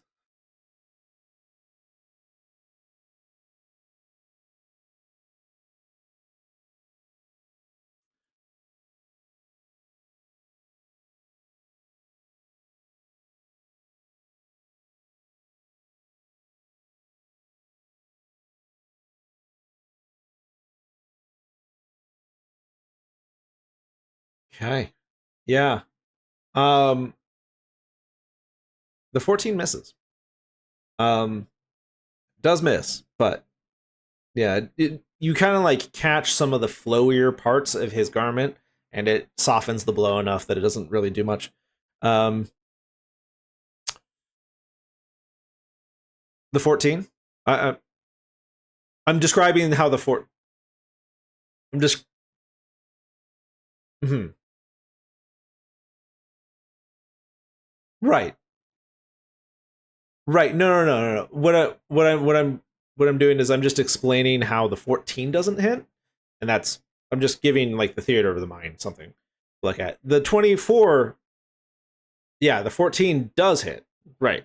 And so you bonk him with one, and then that other one just kind of catches the garments in a weird way, so it doesn't actually do any damage. But oh, oh, sorry, I thought you rolled with advantage twice. Okay, that's my bad. Okay, wasn't looking at the. Let's see, 19. He is still awake. Yeah.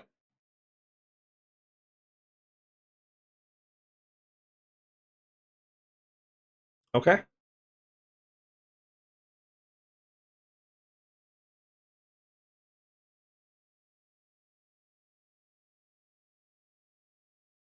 think it's 5.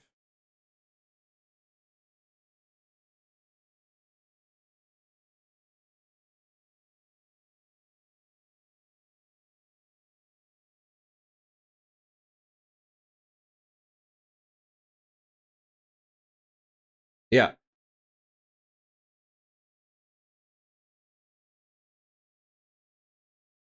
that hits. Yeah.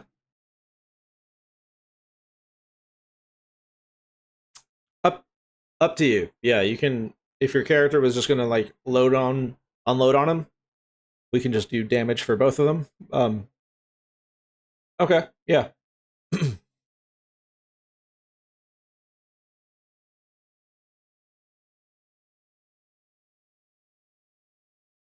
Okay. He's still not knocked out. He is yeah, and he can't react to it, but like his eyes are just like wide and wild and okay. Yeah, you're definitely hitting. Oh, well, 15 or 11 damage, yeah. Um he finally goes to sleep. Yeah, he finally goes to sleep, and yeah. Yeah, and then Carl, yeah, Carl just runs in, just like ah, and goes up to the first guy that he can see, um, and swings.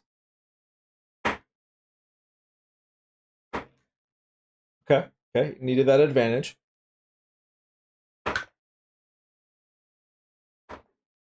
Yep, definitely needed the advantage. Okay, so let's see, let's use these. I was going to do 12, 14 plus 7, 21 points to this other guy. Doesn't quite knock him out. Um, but he's in there. He's in there doing stuff.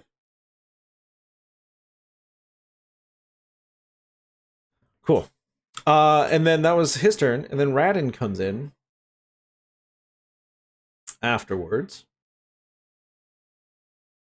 And is gonna try and clean up. Ooh, 7 plus 13. That does barely hit.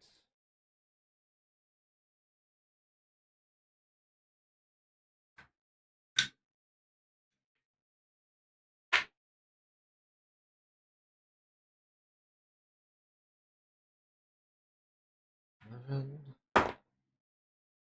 little bit.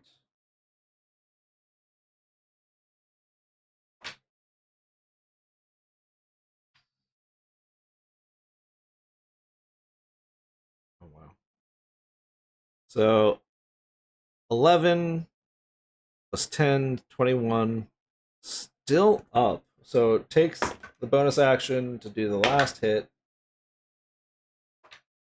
Okay. That'll knock him out. All right. So two fancy people are knocked out. Um, and then we get to Radiant Abernathy's turn. He is unconscious. And then Aerith.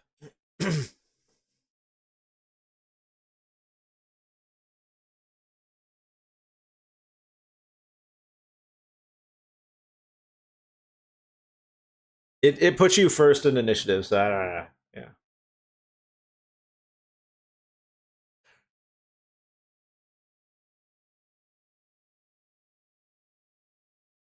He's unconscious.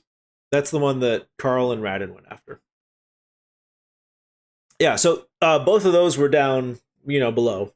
Um, and then we've got like the grunt types up in the banisters, just kind of with crossbows, but they're paralyzed.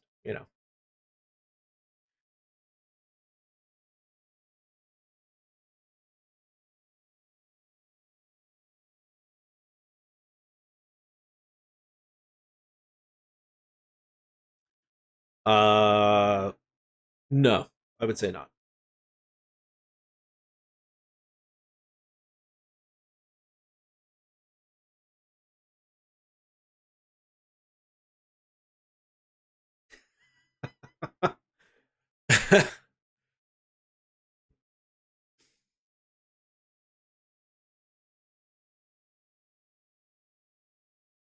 Advantage is going to help you. Yeah,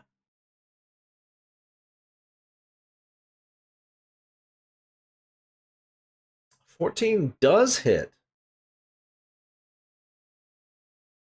Yeah, and it's a crit, so 13 points of damage. Not okay. Good, good, good. Good distinction, because oh gosh. Well, it's a let's say you break his bone because that's essentially what happens, and he just kind of flops to the ground, still paralyzed, but like his structure has now been knocked out from underneath him, and he just kind of like does like what like when you a figurine just like lands on its back and it kind of rocks a little bit. Yeah, it's a little bit of that. Um, and there's like tears running down his face as he just kind of like loses consciousness. That's not traumatic at all. Um, yeah. Okay. Yeah, I'd say you have like let's see, getting into the room, up the ladder. Yeah, you've got maybe yeah like 5 feet of movement left. So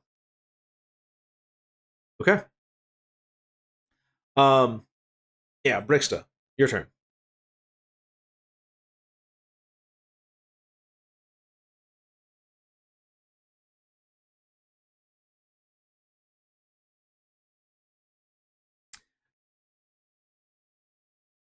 Yeah. Okay. Yeah. Rindith and Elise are like, no, no, no, no.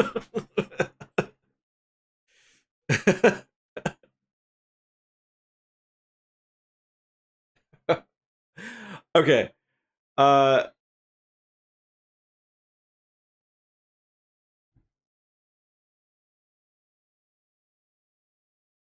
you do still have advantage because they're just like a still target. It's just not an automatic. Yeah, it's just not an automatic crit. That's all. So wait, wasn't it 2 nines? Uh, nine. Oh, okay, okay, okay. The 16 does hit. Yes.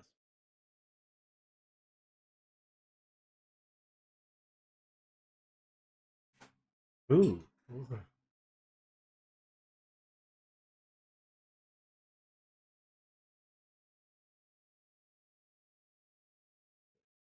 Roll again. It explodes. Yeah.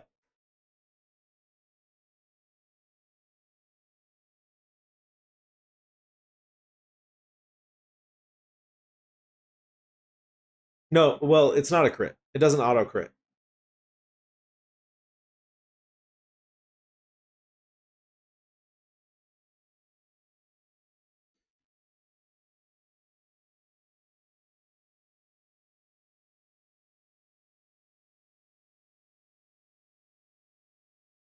Okay.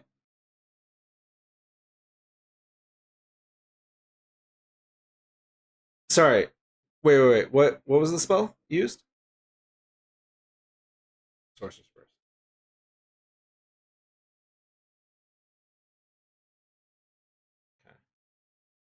Okay. Yeah. Yeah. It's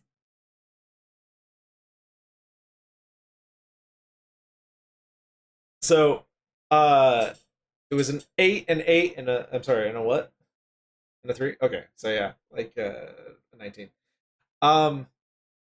No, you don't blow a hole in his chest, but you've basically just kind of like there's a bit of ice that hit him pretty square like in the face, and then it just kind of like and his it's like almost a block of ice on his head. Uh, this guy is absolutely dead. His head is frozen.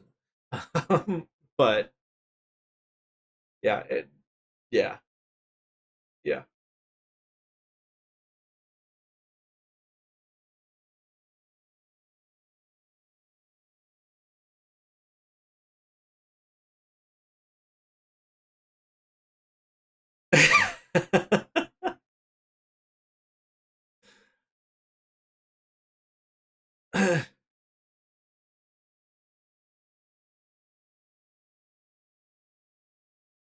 Will we're going to work on your finesse. I think we're going to work on your finesse. It will continue to grow, and it's the nature of your magical source, and there's a lot we'll have to go through. I think. Um,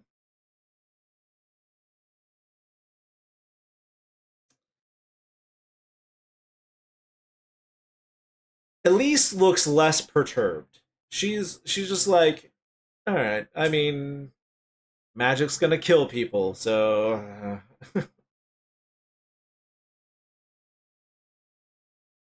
yeah.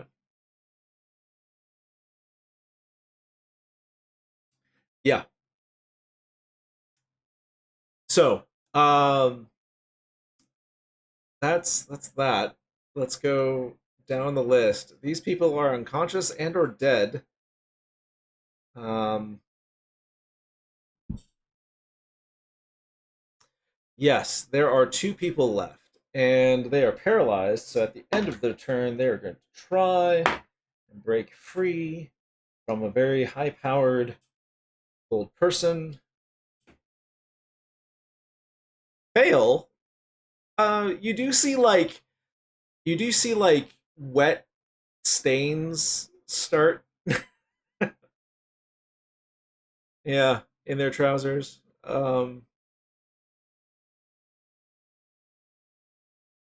Yeah, yeah.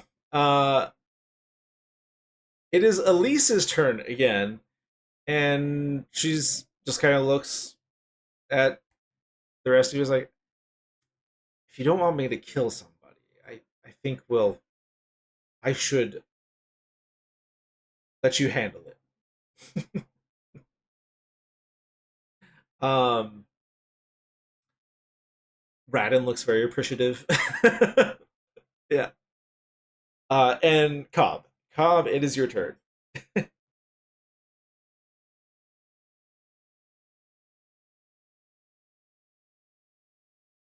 Unconscious. Two. They are both up in the rafters, one on each side. I'm going to say. Yes. Yep. They are paralyzed though because of hold person.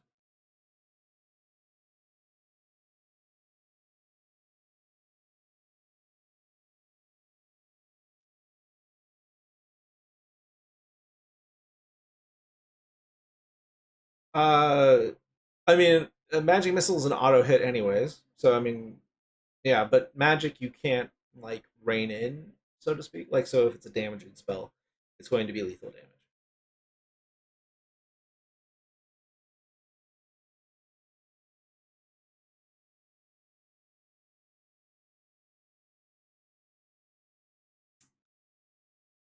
The spell doesn't necessarily shove. Like it doesn't produce enough force to like shove an object. Yeah.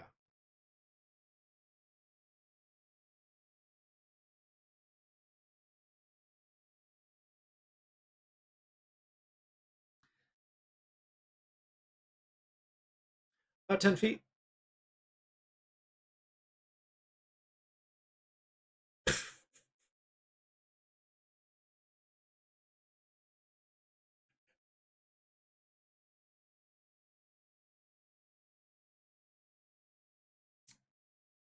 They they are like 15 feet apart.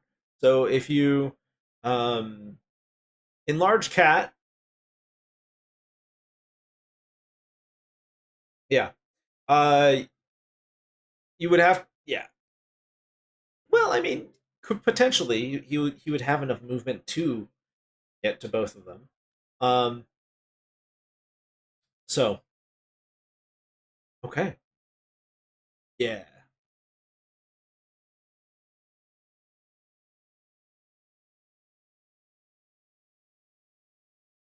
So there's a show tunes frog that comes up to you and pats you on the leg and you get big.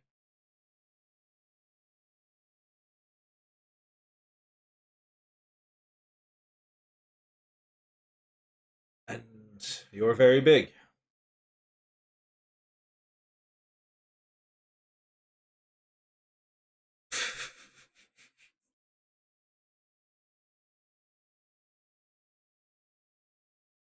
Okay.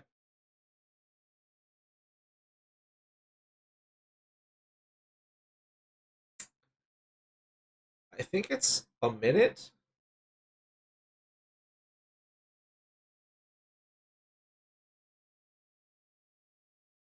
Well, there's still one other room, so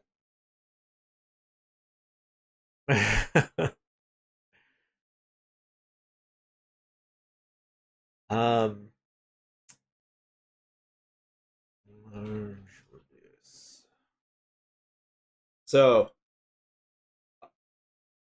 this, let's see, I think it lasts for a minute.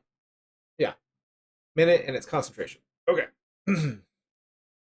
So, yeah, you have advantage on strength checks and saving throws. Um, your unarmed strikes deal an extra 1d4.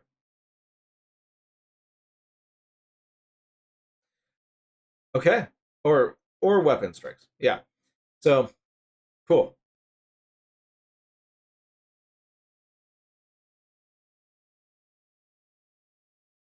Yeah, well, I mean, the weapon uh also enlarges, I believe. So, everything that a targeted creature is wearing and carrying changes size with it. Yeah, you've got like a tree. Yeah. Yeah. Um you've got a small tree. Yeah. Cool. So, it is Rindeith's turn. He foregoes his turn, just keeping concentration. Um feels like this is readily in hand already because it's gotten a little out of hand already. Yeah. Uh and Folion, it is your turn.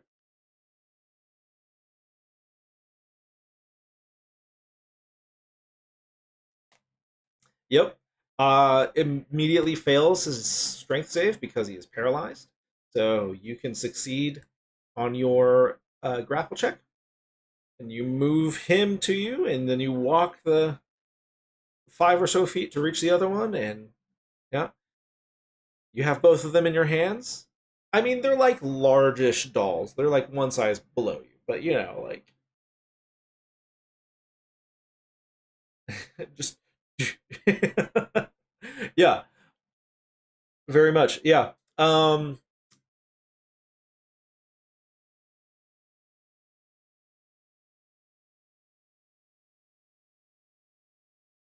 Yeah, I'm gonna say make again an advantage, an attack roll with advantage. Yeah. Hmm. Well, this is an unarmed strike. I'm going to say, yeah.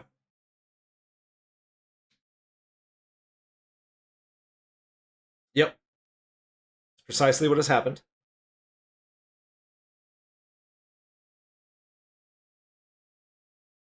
Yes, yes, it does. Yeah.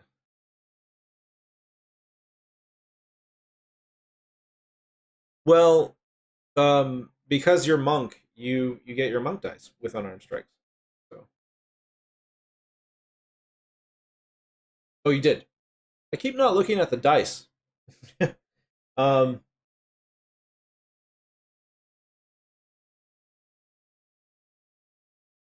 right. Yep. Um, cool. So that is 11 points of damage. They are both knocked unconscious. Or, well, I guess it's more. Oh no, this is sad. I guess it's shared because, like, kind of like a smothering rug situation, um, or a rug of smothering. Um, so you.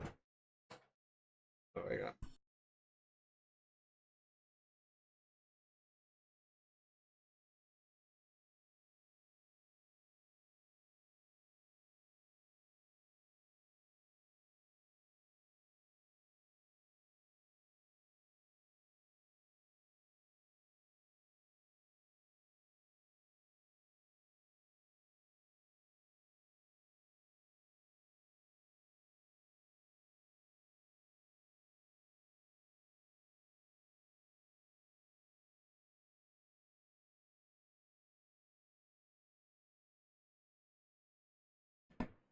So here is little Petra.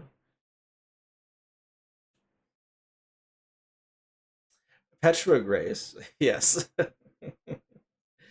Oh he. Yeah. She's trying to. Oh yeah. Oh yeah. Oh yeah.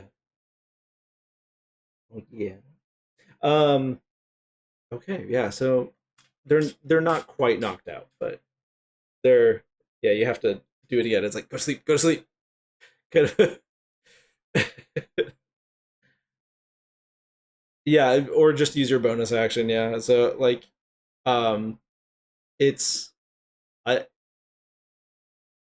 I don't think assuming you hit, which I don't think you can't really. We'll just say that they're knocked out, but it takes a couple of hits. So yeah. So they are unconscious. You have managed to save most of them.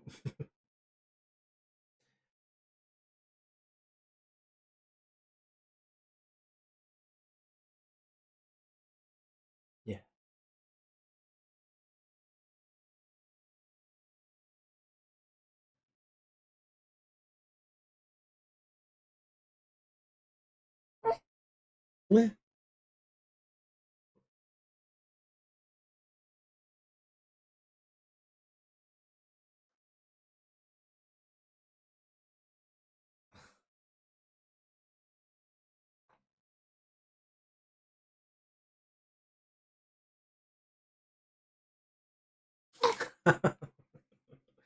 Yeah.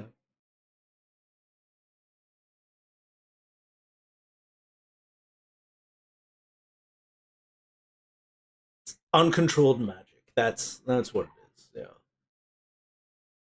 It's okay. She will learn to restrain the magic.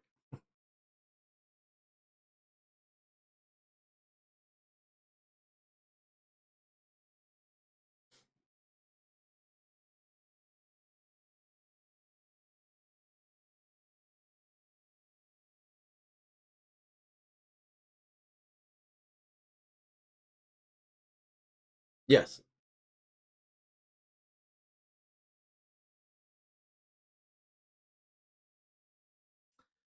You're you're like the size of a I guess like a yeah, I guess like an ogre. So yeah. Uh yeah, this room was not built for you, basically, but it is large enough to keep you. Oh no. Um yeah. Yeah, you're doing great. Doing those little baby push-ups. Uh-huh. Uh-huh. Yeah. Yeah. Eh. Okay. Do we not want to be here? Okay. Let's do this. There you go. Is that better? And get your pacifier. I know. You want the boob. Who doesn't?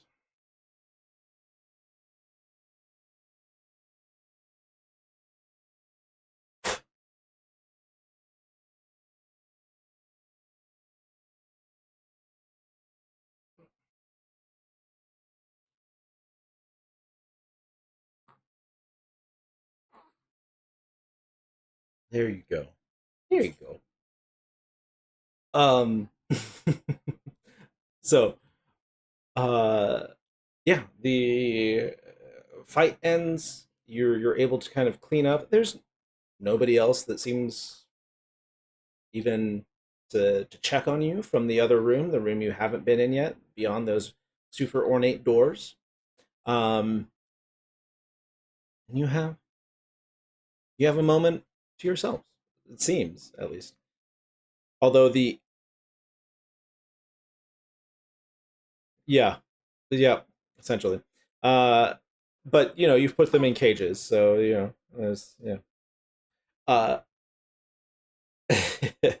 yeah.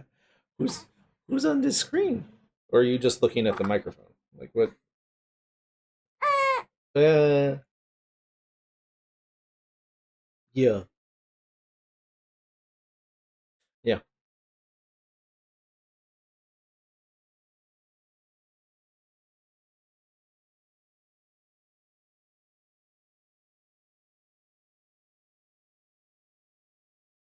Zone of Truth.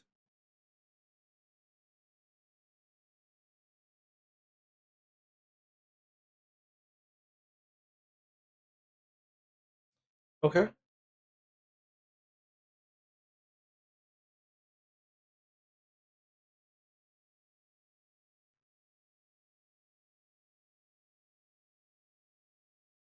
Yeah. I think we're probably going to call it here for our session, but we will. I will take note of this, and we will come back to it next time. Yeah. Okay. All right. Earth.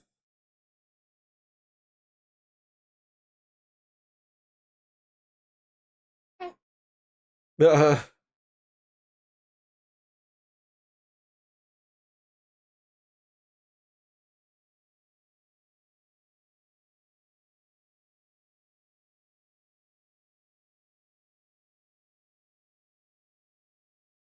especially in such a violent way.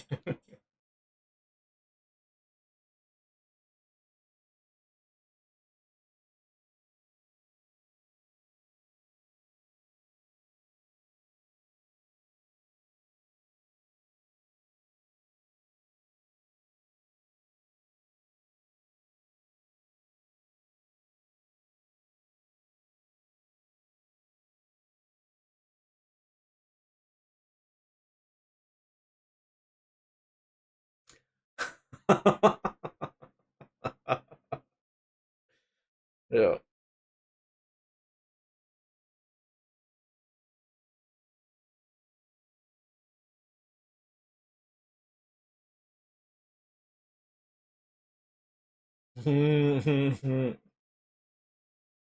And then for the remainder of the minute, you all pile on Folion.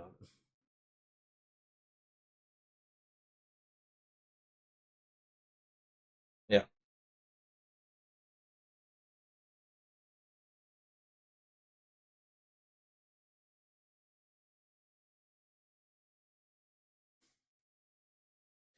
Yeah, once the paralyze ends, the head falls off. Like,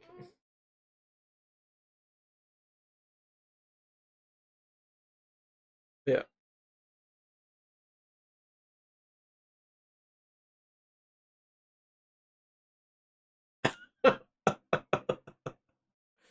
Yeah. The head is still very, very cold and very frozen.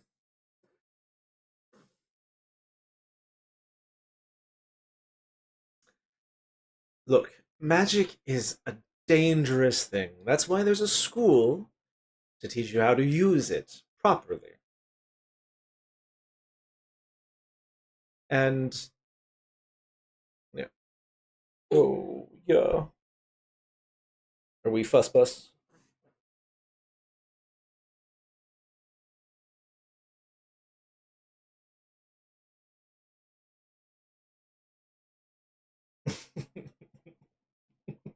She is the secretary. I mean, she doesn't really teach, so.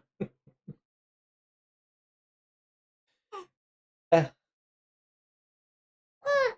Uh,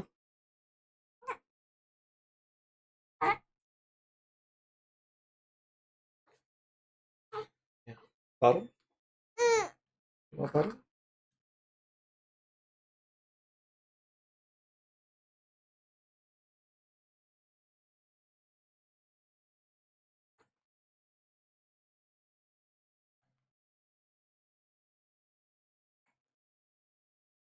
It's it's a it's a purifying justice, you know.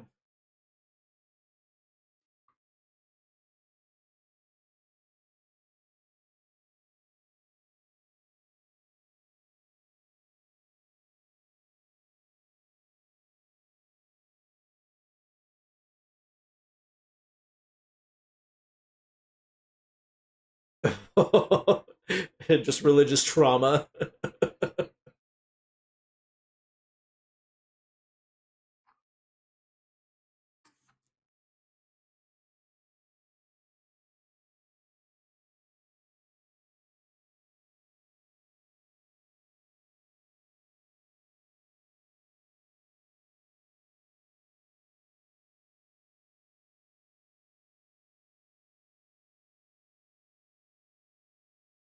Yeah, like any good D&D party plus war crimes. Yeah.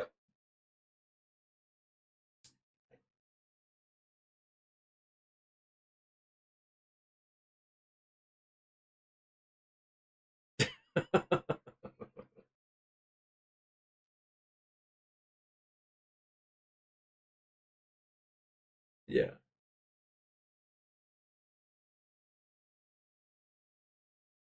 That's great.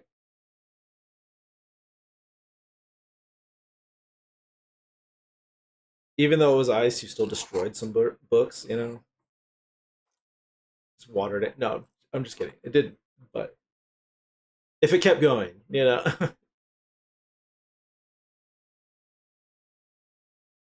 Yeah.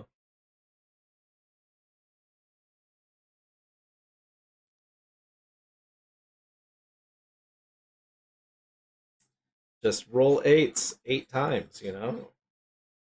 No big deal.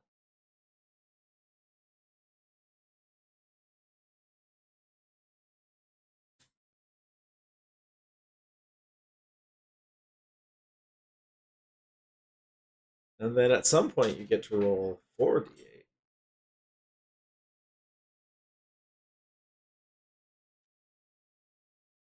I think we're at the end of the bottle.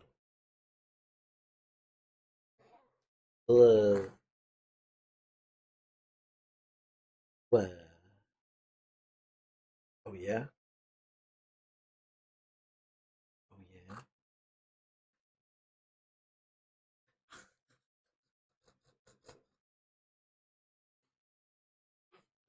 What? What? Yeah. Oh yeah. Oh yeah. Good, good little cough, regulating those lungs with the swallowing. Yeah, you're getting it. You're getting it. Doing so good. Milk drunk.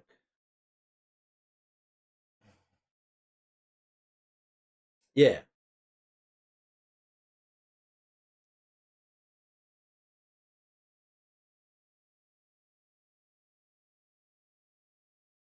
Yeah, a lot of them are like not dangerous, like significantly dangerous. Let's put it that way. Oh,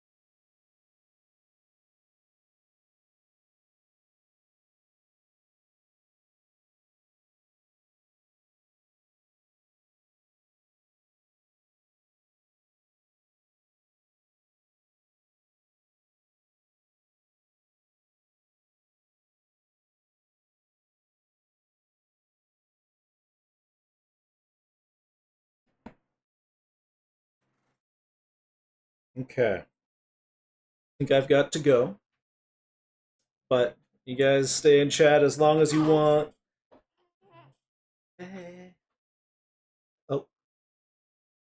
Oh, good question.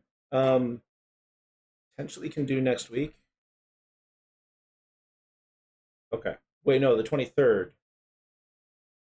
Okay. Okay. It's the 9th.